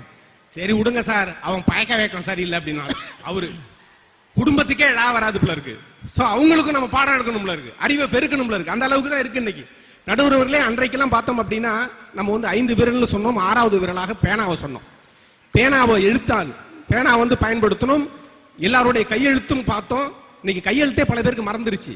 5வது விரல் 6வது விரலாக பேனா இருந்தப்ப இன்னைக்கு பல ஸ்கூல்ல கையெழுத்து போட்டியே கிடையாது. அப்பெல்லாம் கையெழுத்து போட்டிங்கிறதே இருக்கும். இன்னைக்கு 6வது விரலாக என்ன இருக்கு தெரியுமா? பேனா கிடையாது, செல்போன் இருக்கு. அதை குறைக்கிறதுக்கே அறிவை பயன்படுத்தணும். என்றைக்கு நாம எழுத்தாணியை மறந்தோமோ அன்றைக்கே நம்மளுடைய அறிவை பெருக்கணுங்கிற சூழ்நிலை வந்துருச்சு, நிலைமை வந்துருச்சு. ஒரே ஒரு விஷயம் சொல்றேன், 6வது விரலாக பேனா இருந்த பொழுது என் சமூகம் தலை நிமிர்ந்து நடந்தது. 6வது விரலாக செல்போன் வந்த பிறகு என் சமூகம் தலை குனிந்து செல்கிறது. எல்லாரும் இன்னைக்கு குனிஞ்ச தலை நிமிராம போயிட்டு இருக்கோம், செல்போனை யூஸ் பண்ணிட்டு இருக்கோம். எங்கேயுமே அறிவை பயன்படுத்தணும். ஒரு பேச்சாளரை ஒரு ஊர்ல பேசுறதுக்கு கூப்பிட்டாங்க. உடனே ஊர் கூடி ஒரு முடிவு பண்ணாங்க, இவரை நாம கிண்டல் பண்ணிடுவோம் அப்படின்னு சொல்லி. பேச்சாளரை கூப்பிட்டாங்க, எப்படியாவது கிண்டல் பண்ணிடுவோம். இது அவருக்கு தெரிஞ்சு போச்சு. உடனே வந்தாரு, பேச வந்தார். அனைவருக்கும் வணக்கம், நான் என்ன பேச போறேன்னு தெரியுமா? ஊருக்கு வராங்க எல்லாரும். தெரியாது தெரியாதுன்னாங்க. உடனே அவர் சொன்னார், நான் என்ன பேச போறேன்னே உங்களுக்கு தெரியல, உங்ககிட்ட பேசி என்ன ஆக போகுது, நன்றி வணக்கம் அப்படின்ட்டு போயிட்டார். அதனால அது இப்படி ஆகி போச்சு. திருப்பியும் அவரே புக் பண்ணு, திருப்பியும் கூப்பிட்டாங்க. இந்த தடவை நம்ம எல்லாரும் வேற மாதிரி சொல்லுவோம். வந்தாரு, அனைவருக்கும் வணக்கம், நான் என்ன பேச போறேன்னு தெரியுமா? தெரியும் தெரியும், நான் என்ன பேச போறேங்கிறது உங்களுக்கு தெரியும், இனிமே நான் பேசி என்ன ஆக போகுது, நன்றி வணக்கம்ட்டு போயிட்டார். ஊருக்காரங்க சும்மா விடல, திருப்பியும் அவரே புக் பண்ணு அழைச்சிட்டு வந்தாங்க. நான் என்ன பேச போகிறேன்னு தெரியுமா? பாதி பேரு தெரியும் தெரியும், பாதி பேரு தெரியாது தெரியாது. உடனே அவர் சொன்னாரு, தெரியாதவர்களுக்கு தெரிந்தவர்கள் சொல்லிக் கொடுங்கள், நன்றி வணக்கம் போயிட்டார். இதுதாங்க அறிவை பயன்படுத்துறது. இது பரவாயில்ல. இன்னொரு பேச்சாளர் ஒரு மேடையில பேசுறதுக்கு போயிருந்தாரு. ஒரு 14-15 பேருக்கு துண்டு போட்டாங்க, இவருக்கு போடவே இல்லை, மறந்துட்டாங்க. சால்வா போடுவாங்கல்ல துண்டு, இவர் கேட்கறதுக்கும் ஒரு கூச்சம் இருக்கு, எப்படா நமக்கு துண்டு போடலாம். அது ஒரு சிறப்பு விருந்தினர், ஒரு கூச்சமா இருந்துச்சு இவருக்கு. அது வந்து பேச்சிலேயே அறிவு சார்ந்து உணர்த்தினார் பாருங்க. நான் பேசி நீங்கள் பார்த்ததுண்டு, என் பேச்சை நீங்கள் கேட்டதுண்டு, என் பேச்சை கேட்டு நீங்கள் பாராட்டியதுண்டு, அதை கேட்டு நான் மகிழ்ந்ததுண்டு, இப்படி பல முறை நடந்ததுண்டு அப்படின்னாரு. என்னடா இவரு துண்டு துண்டுன்னு பேசுற, ஆஹா இவருக்கு துண்டு போட மறந்துட்டா, எட்ரா துண்டுன்னு சொல்லி போத்துனாங்க. இதுதாங்க அறிவு. இந்த அறிவை தான் நம்ம வந்து பயன்படுத்தணும், இந்த அறிவை தான் பெருக்கணும்னு சொல்றோம். இன்னைக்கு வாத்தியாரு பாடம் நடத்தினாரு, எல்லாத்துலயுமே ஃபெயிலு. அவன்கிட்ட சொன்னாரு பையன்ட்ட, ஏண்டா இப்படி எல்லாத்துலயும் ஃபெயில் வாங்கியிருக்கே, உனக்கெல்லாம் எவன்டா வேலை கொடுப்பான்? அதுக்கு பையன் சொல்றான், உங்களுக்கே ஒருத்தன் வேலை கொடுத்துருக்கானா, எனக்கு வேலை கொடுப்பாம இருப்பானா? அதுக்கு வாத்தியார் சொன்னாரு, டே நான் எல்லாத்துலயும் பாஸ் ஆயிட்டு இங்க வந்து நிக்கிறேன்டா. அது பையன் சொல்றான், பாத்தீங்களா சார், பாஸ் ஆன நீங்களும் இங்கதான் நிக்கிறீங்க, ஃபெயில் ஆன நானும் இங்கதான் நிக்கிறேன். அப்படிப்பட்ட மாணவர்களுக்கு அறிவை பெருக்க வேண்டிய ஒரு சூழ்நிலை இன்னைக்கு இருக்கு. அறம் அறம் அறம்னு சொன்னீங்கன்னா அறம் வரும், ஆனால் அறிவை பயன்படுத்தினால்தான் அறம் வரும், அதை நீ வந்து மறுக்க முடியாது. பையன்கிட்ட சொன்ன, இங்க பாடுறா பிரக்யானந்தா, எல்லோரும் நம்ம பாராட்டப்படக்கூடிய சிறுவன் தானே. இன்னைக்கு உலகமே மெச்சக்கூடிய அளவிற்கு பிரக்யானந்தா தன்னுடைய அறிவு கூர்மையால் இன்னைக்கு வந்து செஸ்ல வந்து சாம்பியன்ஷிப் எத்தனை போட்டிகள்ல வந்து வெற்றி அடைஞ்சிட்டு வர்றார். பிரக்யானந்தா மாதிரி வரணும் அப்படின்னு சொல்லி சொன்னேன். அவன் சொல்றான், அப்ப நித்யானந்தானா யாருங்கிறான். நானும் உடல, தான் பிறந்த நாட்டில் வாழ்ந்தால் அவன் பிரக்யானந்தா, தான் பிறந்த நாட்டில் வாழ்ந்தால் அவன் பிரக்யானந்தா, தன்னால் பிறந்த நாட்டில் வாழ்ந்தால் அவர்தான் நித்யானந்தான்னு சொன்னான். அறிவிக்க போறாரு வர 21ஆம் தேதி. நடுவரவர்களே ஒண்ணும் கிடையாது, ஒரே ஒரு விஷயத்தை மட்டும் சொல்லிட்டு நான் நிறைவு பண்ணிக்கிறேன். சமீபத்தில் 2020 வேர்ல்டு கப் நடந்துச்சு. எல்லாரும் என்ன நினைச்சோம், 30 பால்ல 30 ரன் சவுத் ஆப்பிரிக்கா, கண்டிப்பா அவங்களுக்கு தான் கப்புன்னு சொன்னோம். ஏன்னா முதல்ல வாய்க்குள்ள வந்து இறை போயிடுச்சு, அது வந்து வேற ஒரு கொக்கு எடுத்து புடுங்கினா மாதிரி 30 பால்ல 30 ரன் சவுத் ஆப்பிரிக்கா கண்டிப்பா ஜெயிச்சிடும் தான் எல்லாருமே சொன்னாங்க, 90% மக்கள். ஆனால் அந்த ரோஹித் சர்மா என்கின்ற கேப்டனுடைய அறிவு கூர்மை பாராட்டணுமா இல்லையா? அற்புதமாக பவுலிங் சென்ற அந்த பவுலர் பாண்டியா, அற்புதமாக கேட்சை பிடித்த சூரியகுமார் யாதவ், இவங்களுடைய அறிவு கூர்மை தான் இன்னைக்கு வந்து இந்தியா உலகக்கோப்பையை வாங்கி எல்லோரும் பாராட்டக்கூடிய அளவிற்கு இருந்தது. அதுதான் உண்மை. நடுவர் அவர்கள் கூட சொன்னாங்க, கொரோனா காலத்துல நேத்ரா வந்து பணம் கொடுத்தாங்க, மகிழ்ச்சி சந்தோஷம் அவங்களுடைய கொடை உள்ளம். ஆனால் இன்னைக்கு நாம எல்லாரும் உயிரோட உட்கார்ந்து இருக்கோம் அப்படின்னா அதுக்கு காரணம் கோவாக்சினும் கோவிஷீல்டும். அறிவு அதுதான் அதை வந்து கண்டுபிடித்து கொடுத்தது, அதுதான் உண்மை. ஒரே ஒரு விஷயத்தை மட்டும் நான் சொல்லிக்கிறேன். அப்துல் கலாம் ஐயா அவர்களை பத்தி எல்லாருமே வந்து சொன்னாங்க, செயற்கைக்கோள் செயற்கைக்கால் எல்லாம் சரி, அவர் செயற்கைக்கோள் அதற்கும் காரணமாக இருந்தாலும் சரி, செயற்கைக்கால் அதற்கும் காரணமாக இருந்தாலும் சரி, அதற்கு அவருடைய அறிவு. ஏனென்றால் அதே ராமேஸ்வரத்தில் எத்தனையோ அப்துல் கலாம்கள் பிறந்திருக்கலாம், ஆனால் அப்துல் கலாம் அவர்கள் தன்னுடைய அறிவை பெருக்கினார். அதனால் தான் இன்றைக்கு எல்லோரும் பாராட்டக்கூடிய வகையில் எல்லோரும் வணங்கக்கூடிய அளவில் இருக்கிறார். அவர் இறந்த போது நான் ஒரு கவிதை எழுதினேன், அதோடு நிறைவு செய்கிறேன். அப்துல் கலாம், நீர் நிகழ்கால தேசிய கீதம், நீர் நிகழ்கால தேசிய கீதம், ஏனென்றால் உன் பெயரை சொன்னாலே என் மக்கள் எழுந்தல்லவா நிற்கிறார்கள். நீர் நிகழ்கால தேசிய கீதம், விதி என்று சொல்லி வீணாய் உறங்கியவர்களை விழித்தெழச் செய்தாய், புத்தகங்களை சுமக்கும் வயதில் கனவுகளை சுமக்க வைத்தாய். நீர் நிகழ்கால தேசிய கீதம். கண்மூடி உறங்க கூட உனக்கு நேரம் இருந்ததில்லை, ஆனாலும் கனவு கண்டாய். கிடைக்காத நேரத்தையும் உணதாக்கி பள்ளியிலே பாடம் எடுத்தாய். நீர் நிகழ்கால தேசிய கீதம். அக்னி சிறகென்னும் அணையா விளக்கை ஏற்றி வைத்தாய். அறிவு 5 இல்லை 6 என்று எம்மை உணர வைத்தாய். உமக்கு சாவே வந்திருக்க கூடாது என்பதுதான் என் வாதம், உமக்கு சாவே வந்திருக்க கூடாது என்பதுதான் என் வாதம். நீ தேசத்தை காத்து நிற்கும் நிகழ்கால தேசிய கீதம். என்னுடைய அறிவுக்கு எட்டிய வகையில் நான் அப்துல் கலாம் ஐயா அவர்களுக்கு கவிதைகள் எழுதினேன். நிறைவாக ஒன்றை மட்டும் சொல்லிக் கொள்கிறேன். அறிவை பெருக்க பெருக்கல் தான் நம்மளுடைய ஆற்றல் வெளிப்படும். கடைசியா ஒரே ஒரு கேள்வி கேட்டுக்கிறேன் நடுவர் அவர்களே, உங்க பேர் என்ன? அண்ணா சிங்காரவேலு. என்ன சிங்காரவேலு? அண்ணா. என்ன சிங்காரவேலு? அண்ணா. அண்ணா. பேரறிஞர் அப்படின்னா அண்ணாவை சொல்லுவோம், அறிவு சார்ந்த நிலை. பேரறிஞர் என்றால் அண்ணாவை சொல்லுவோம், ஊர் அறிஞர் என்றால் இந்த அண்ணாவை சொல்லுவோம். காரணம், ஊரறிந்த ஒரு உன்னதமான பேச்சாளராக வலம் வருகிறார் என்றால் அதற்கு அவருடைய அறிவாற்றல் தான் காரணம். எனவே இந்த மக்கள் நிறைந்த இந்த மாமன்றத்தில் ஒரு அற்புதமான தீர்ப்பை, அறிவார்ந்த தீர்ப்பை நீங்கள் வழங்க வேண்டும் என்று சொல்லி வாய்ப்பளித்த அத்துணை நல்லுள்ளங்களுக்கும், மரியாதைக்குரிய அரண் மீடியா ஆனந்த் அவர்களுக்கும், அவரை சார்ந்த அன்பு உள்ளங்கள் அனைவருக்கும், எல்லோரும் எல்லா வளமும் நலமும் பெற்று வாழ நம்மளுடைய அறிவு கூர்மையை பயன்படுத்தி அடுத்த கட்டத்திற்கு நகர்வோம், வாழ்வாங்கு வாழ்வோம் என்று சொல்லி வாய்ப்புக்கு நன்றி கூறி விடைபெறுகிறேன். நன்றி, வணக்கம். உண்மையிலே இந்த அற்புதமான குமாரபாளையம் என்கிற இந்த அற்புதமான ஊர்ல கருமை வீரர் காமராஜர் அவருடைய பிறந்த தின சிறப்பு பட்டிமன்றத்தை ஏற்பாடு செய்து இங்கே அமர்ந்து கேட்ட உங்கள் அத்தனை பேருக்கும் மீண்டும் எங்கள் பட்டிமன்ற குழுவின் சார்பாக நெஞ்சார்ந்த நன்றியினை அன்போடு தெரிவித்துக் கொள்கிறோம். உண்மையிலே ரொம்ப சந்தோஷமா இருக்கு. ஒரு நிறைவான பட்டிமன்றம், ரொம்ப சுருக்கமான நேரத்தில், குறைவான நேரத்தில் ஒரு நிறைவான பேச்சாளர்கள் பேசி முடிச்சிருக்காங்க. இல்லை, எனக்கு என்ன ஒரு கூடுதல் சந்தோஷம், இந்த சபையில் உங்க முன்னால பேசுறது ஒரு சந்தோஷம். எனக்கு என்னுடைய பிறந்த நாள் நண்பர்களுக்கு தெரியும். என்னுடைய பிறந்த நாள் ஆகஸ்ட் 15. இந்தியாவுக்கு சுதந்திரம் அடைஞ்ச அன்னைக்கு நான் பிறந்தேன். ஆனா என்னை வீட்டில் கொண்டு போய் எங்க அப்பா பள்ளிக்கூடத்தில் சேர்க்கும் போது அந்த காலகட்டத்தில் அதெல்லாம் ஒரு சாதாரண விஷயம்தான். ஒரு மாசம் தள்ளி ஆகஸ்ட் 15ங்கிறத ஜூலை 15ன்னு போட்டு பள்ளிக்கூடத்தில் சேர்த்தாங்க. எனக்கு அதுல இன்னமும் சந்தோஷம் தான். காமராஜர் பிறந்த நாள்ல பிறந்தங்கிறது என்னுடைய சான்றிதழ் படி காமராஜர் பிறந்த நாள் தான் நான் பிறந்த நாள். எனக்கு 2 பிறந்த நாள். ரொம்ப உண்மையிலே கரும வீரரை பத்தி ஒரே வரிதாங்க. அவர் தேர்தலில் தோத்து போன பிறகு அவருடைய தொண்டர்கள்லாம் ஓடி வந்து, ஐயா நீங்க தோத்துட்டீங்க, ஐயா நீங்க தோத்துட்டீங்க, ஐயா நீங்க தோத்துட்டீங்கன்னு சொன்ன போது அவர் சொன்ன வார்த்தை என்ன தெரியுமா? இந்த காமராஜரும் தோற்பதுதான் ஜனநாயகம், அதையும் ஏத்துக்க, வெற்றியை கொண்டாடுறோம்ல, தோல்வி வரும் அதையும் ஏற்றுக்கொள்வோம் அப்படின்னு எல்லாத்தையும் சமநிலையில் பார்த்த ஒரு அற்புதமான பெருந்தலைவருடைய பிறந்தநாள் பட்டிமன்றம். அறிவுக்காக 3 பேர், அறத்துக்காக 3 பேர் பேசி நிறைவு செஞ்சிருக்காங்க. ரொம்ப சுருக்கமான ஒரு தீர்ப்பா இருக்கும். ஷேக்ஸ்பியர் ஒரு வார்த்தை சொல்லுவாருங்க, யாரும் என்னை ஏழை என்று சொல்லி விடாதீர்கள், என்னிடம் நிறைய புத்தகங்கள் இருக்கிறது அப்படின்னு.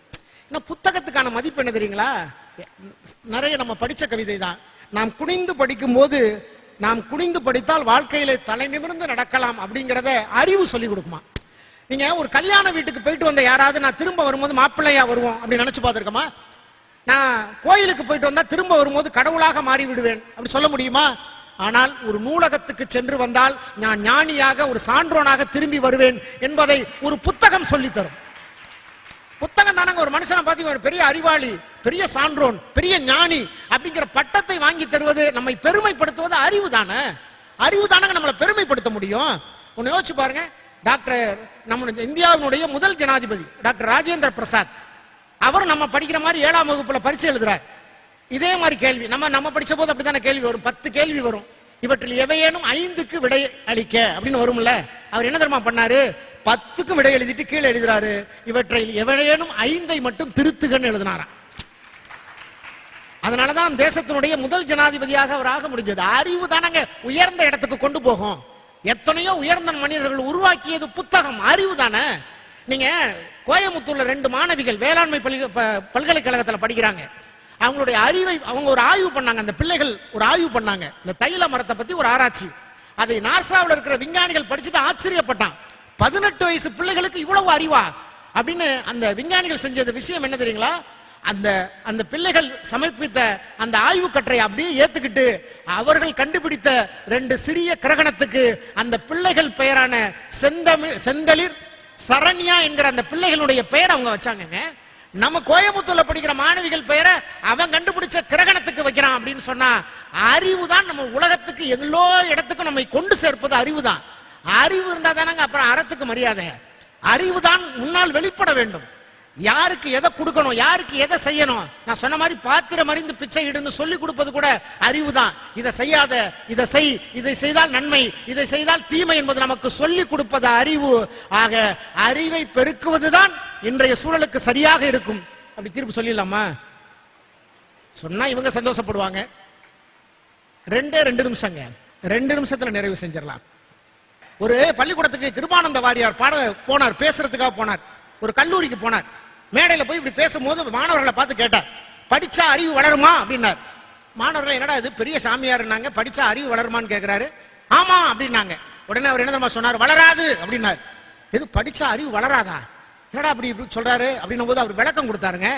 நீ வெள்ளை சட்டை போட்டிருக்க, அதுல ஒரு சின்ன கரை, துவைச்சா போயிடும், ஏற்கனவே இருந்த வெள்ளை வந்துடும். ஒரு சிலை செதுக்கணும்னு நினைக்கிற, ஒரு பாறையை செதுக்கிட்டே இருக்க, நீ என்ன செதுக்கணும்னு நினைக்கிற அது உள்ள இருக்கு, சிலை உள்ள இருக்கு, உனக்கு வேண்டிய சிலை உள்ள இருக்கு, நீ செதுக்கும் போது அது வெளியில வருது. ஆக அறிவு என்பது படிக்க படிக்க படிக்க உனத்துல இருக்கிற அறியாமை விலகும், அறிவு வெளிப்படும். அறியாமை விலகணுங்க. நாம கிட்ட இல்லாத விஷயம், நாம எதை தெரிஞ்சுக்கணுங்கிறத சொல்லிக் கொடுக்கறது மட்டும் இல்ல அறிவு, எதை செய்யக்கூடாதுங்கிறத சொல்லிக் கொடுக்கறதும் அறிவா இருக்கணும். அதான முக்கியம். வாழ்க்கையில ஒரே ஒரு உதாரணம் சொல்லி நான் அந்த பட்டிமன்றத்தை நிறைவு செய்யறேன். ஏன்னா பொதுவான விஷயம், அறிவை நம்ம குறை சொல்ல முடியாது, அறத்தை குறைச்சு மதிப்பிட முடியாது. ஒரே ஒரு உதாரணம், லண்டன்ல நடந்த ஒரு சம்பவங்க. நம்மலாம் படிச்சதுதான். லண்டன்ல ஒரு சின்ன பையன் பனி சறுக்குல ஏறி விளையாடுறான்.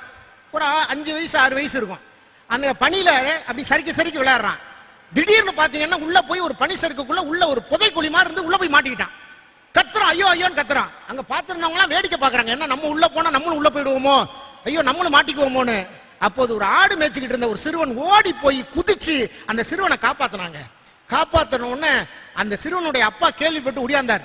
ஐயோ என் பையனை காப்பாத்திட்ட, அவர் பெரிய கோடீஸ்வரர், என் பையனை காப்பாத்திட்ட, நான் ஏதாவது உனக்கு கொடுக்கணுமே, என்ன செய்யணும், உனக்கு ஏதாவது பணம் வேணுமா, நகை வேணுமா, வேற ஏதாவது வேணுமான்னு கேட்ட போது அந்த ஆடு மேய்க்கிற சிறுவன் என்ன தெரியுமா சொன்னா, இல்லங்க எனக்கு பணம் கொடுத்தா இன்னைக்கு நாளைக்கு செலவு பண்ணிடுவேன், வேற எந்த பொருள் கொடுத்தாலும் அது எனக்கு நிலைக்குமான்னு தெரியல, நான் படிக்கணும்னு ரொம்ப ஆசை, என்ன படிக்க வைக்கிறீங்களான்னு கேட்டாங்க அந்த ஆடு மேய்க்கிற சிறுவன். அந்த காப்பாற்றப்பட்ட அந்த சிறுவனுடைய தந்தை பெரிய செல்வ சீமான். அவர் என்ன தெரியுமா சொன்னாரு, நீ வாழ்க்கை முழுவதும் என்ன படிக்கணும்னு நினைக்கிறியோ அத்தனை செலவை நான் ஏத்துக்கிறேன், எவ்வளவு வேணாலும் படினார். தன்னுடைய சொந்த செலவுல அவனை படிக்க வைக்கிறார். அவன் படிச்சு பெரிய ஆளாயிட்டான், பெரிய ஆளாயிட்டான். ஒரு நாள் அதே அந்த செல்வ சீமானனுடைய பிள்ளை காப்பாற்றப்பட்டான்ல, அவன் அந்த தேசத்தினுடைய இங்கிலாந்து தேசத்தினுடைய அதிபராகிறான், பிரதமராகிறான். அப்ப பிரதமராகும் போது ஒரு நாள் அவனுக்கு உடம்பு சரியில்லை, பயங்கரமான டாக்டர்லாம் வந்து பாக்குறாங்க, அவனை காப்பாற்ற முடியல, ரொம்ப கஷ்டம், இது வித்தியாசமா இருக்கு, எங்களாலே கண்டுபிடிக்க முடியல அப்படின்னு சொன்ன போது அந்த ஒரு அங்க அவருடைய நண்பர் சொல்றார், உங்க பையனை காப்பாற்றணும்னா எனக்கு தெரிஞ்சு ஒரு மருத்துவர் இருக்கார் இங்கிலாந்துல, ஒரு பெரிய மருத்துவர், அவர் நினைச்சா உங்க பையனை காப்பாற்றலாம் அப்படின்னு சொன்ன போது அந்த மருத்துவரை கூட்டு வாங்க சொல்லி கூட்டு வர்றாங்க. அந்த மருத்துவர் வர்றார், அவருடைய பிள்ளை அந்த நாட்டினுடைய அதிபராக இருக்கிற அவருடைய பிள்ளை அந்த செல்வ சீமானுடைய பிள்ளையை காப்பாத்துறார். காப்பாத்தின உடனே அந்த டாக்டரை பார்த்து அந்த செல்வ சீமான் ரொம்ப நன்றி, என் பிள்ளையை காப்பாத்திட்டீங்க, ரொம்ப நன்றின்னு சொன்ன போது அந்த மருத்துவர் என்ன தெரியுமா சொன்னாரு, தயவு செய்து நன்றி சொல்லாதீங்க, உங்க பிள்ளையை நான் காப்பாற்றுவது இது முதல் முறை அல்ல, ஏற்கனவே பனிசறுக்களை வீழ்ந்து மூழ்கிய போது காப்பாற்றிய நான், எனக்கு நீங்கள் கொடுத்த கல்வியால் தான் இன்றைக்கு நான் ஒரு மருத்துவராக உயர்ந்திருக்கிறேன். நீங்கள் கொடுத்தது கல்வியாக இருக்கலாம், அறிவாக இருக்கலாம், ஆனால் உங்கள் பிள்ளையை காப்பாற்றுகிற அந்த நான் கேட்ட போது எனக்கு நீங்கள் அளித்த அந்த கல்வி இருக்கு பார்த்தீங்களா, அந்த தானம், அதுதான் என்னை உயர்த்தி இருக்கிறது. இன்னைக்கு நான் உதவி செய்யறதுக்கு நிக்கிறேன்னு நீங்கள் போட்ட அந்த கல்வி என்கிற பிச்சை, அதுதான் இன்றைக்கு எனக்கு அறத்தை சொல்லி கொடுத்திருக்கிறது என்று சொன்ன அந்த அந்த மருத்துவராக நம் கண் முன்னால் என்ன கண்டுபிடிச்ச எல்லாருக்கும் தெரிந்த ஒரு மனிதர், இன்னைக்கு அதிபர் அப்படின்னு சொல்ற அந்த தேசத்தினுடைய லண்டனுடைய அதிபராக இருந்தவர் வின்ஸ்டன் சர்ச்சில்ங்க. அவர் தான் பனிசர் குழவை மாட்டுவாரு. அவரை காப்பாத்தின மருத்துவராக இருந்தது அலெக்சாண்டர் பிளமிங் என்கிற சிறப்பான மருத்துவர். நாம போட்டுக்கிற பென்சிலின் ஊசி இருக்கு பாத்தீங்களா, அதை கண்டுபிடிச்சது அவர் தான். ஆக ஒருவருக்கு நாம் கல்வி என்கிற அறிவை கொடுத்தால் அந்த அறிவு அறமாக மாறும் என்பதற்கு பல உதாரணங்கள் நம் தேசத்தில் இருக்குங்க. வெறும் அறிவை நான் படிச்சுட்டேன் அப்படின்னு எனக்காக நான் கல்வியை பயன்படுத்துவது அல்ல அறிவு, அதை மற்றவர்களுக்காகவும் பயன்படுத்தும் போதுதான் அதில் அறம் வெளிப்படும். இன்னும் ஒரே வரியில சொல்வதுன்னா, அறிவு என்பது பெறுவதுங்க, அறிவு என்பது எனக்காக பெறுவது, ஆனால் அறம் என்பது ஈவது, அடுத்தவர்களுக்காக கொடுப்பது. இன்னும் சொல்ல போனால் அறிவு என்பது வெளிப்படுத்துவது, நான் அறிவாளி அப்படின்னு நான் வெளிப்படுத்துவது, நான் அறிவு என்பது என்னிடம் வெளிப்படுவது, அறிவு என்பது என்னிடமிருந்து வெளிப்படுவது, ஆனால் அறம் என்பது வெளிப்படுத்துவது. என்கிட்ட அறிவு இருக்குன்னு சொல்லி காட்டுவது இன்னொருத்தர் சொல்லணும், ஆனால் அறத்தை நான் சொல்லி காட்டணுங்கிற அவசியம் இல்லை. அடுத்தவங்க பாராட்டணுங்கிறதுக்காக செய்வதல்ல அறிவு, ஆனால் அறிவு அதை பாராட்டணும்னு நினைக்கும், ஆனால் அதை அறம் நினைக்காதுங்க. இன்னும் ஒரே வரியில நான் தீர்ப்பு சொல்லணும்னா, உலகத்தை நமக்கு கற்றுக் கொடுப்பது அறிவு. உலகம் இதுதான் உலகம், இதுதான் உலகம் அப்படின்னு உலகத்தை நமக்கு உணர்த்துவது அறிவு. நம்மை இந்த உலகத்துக்கு உணர்த்துவது அறம். அவ்வளவுதான். ஆக வாழ்க்கையை அறமோடு வாழ்வோம். அந்த அறம் சேர்ந்த அறிவுதான் நம் வாழ்க்கையை நம்மை பெருமைப்படுத்தும். அதுவே நிலையானது என்று சொல்லி இதுகாரும் இறுதி கேட்டவங்கள் அத்தனை பேருக்கும் நன்றி கூறி வணக்கம் கூறி விடைபெற்றுக் கொள்கிறோம். நன்றி, வணக்கம்.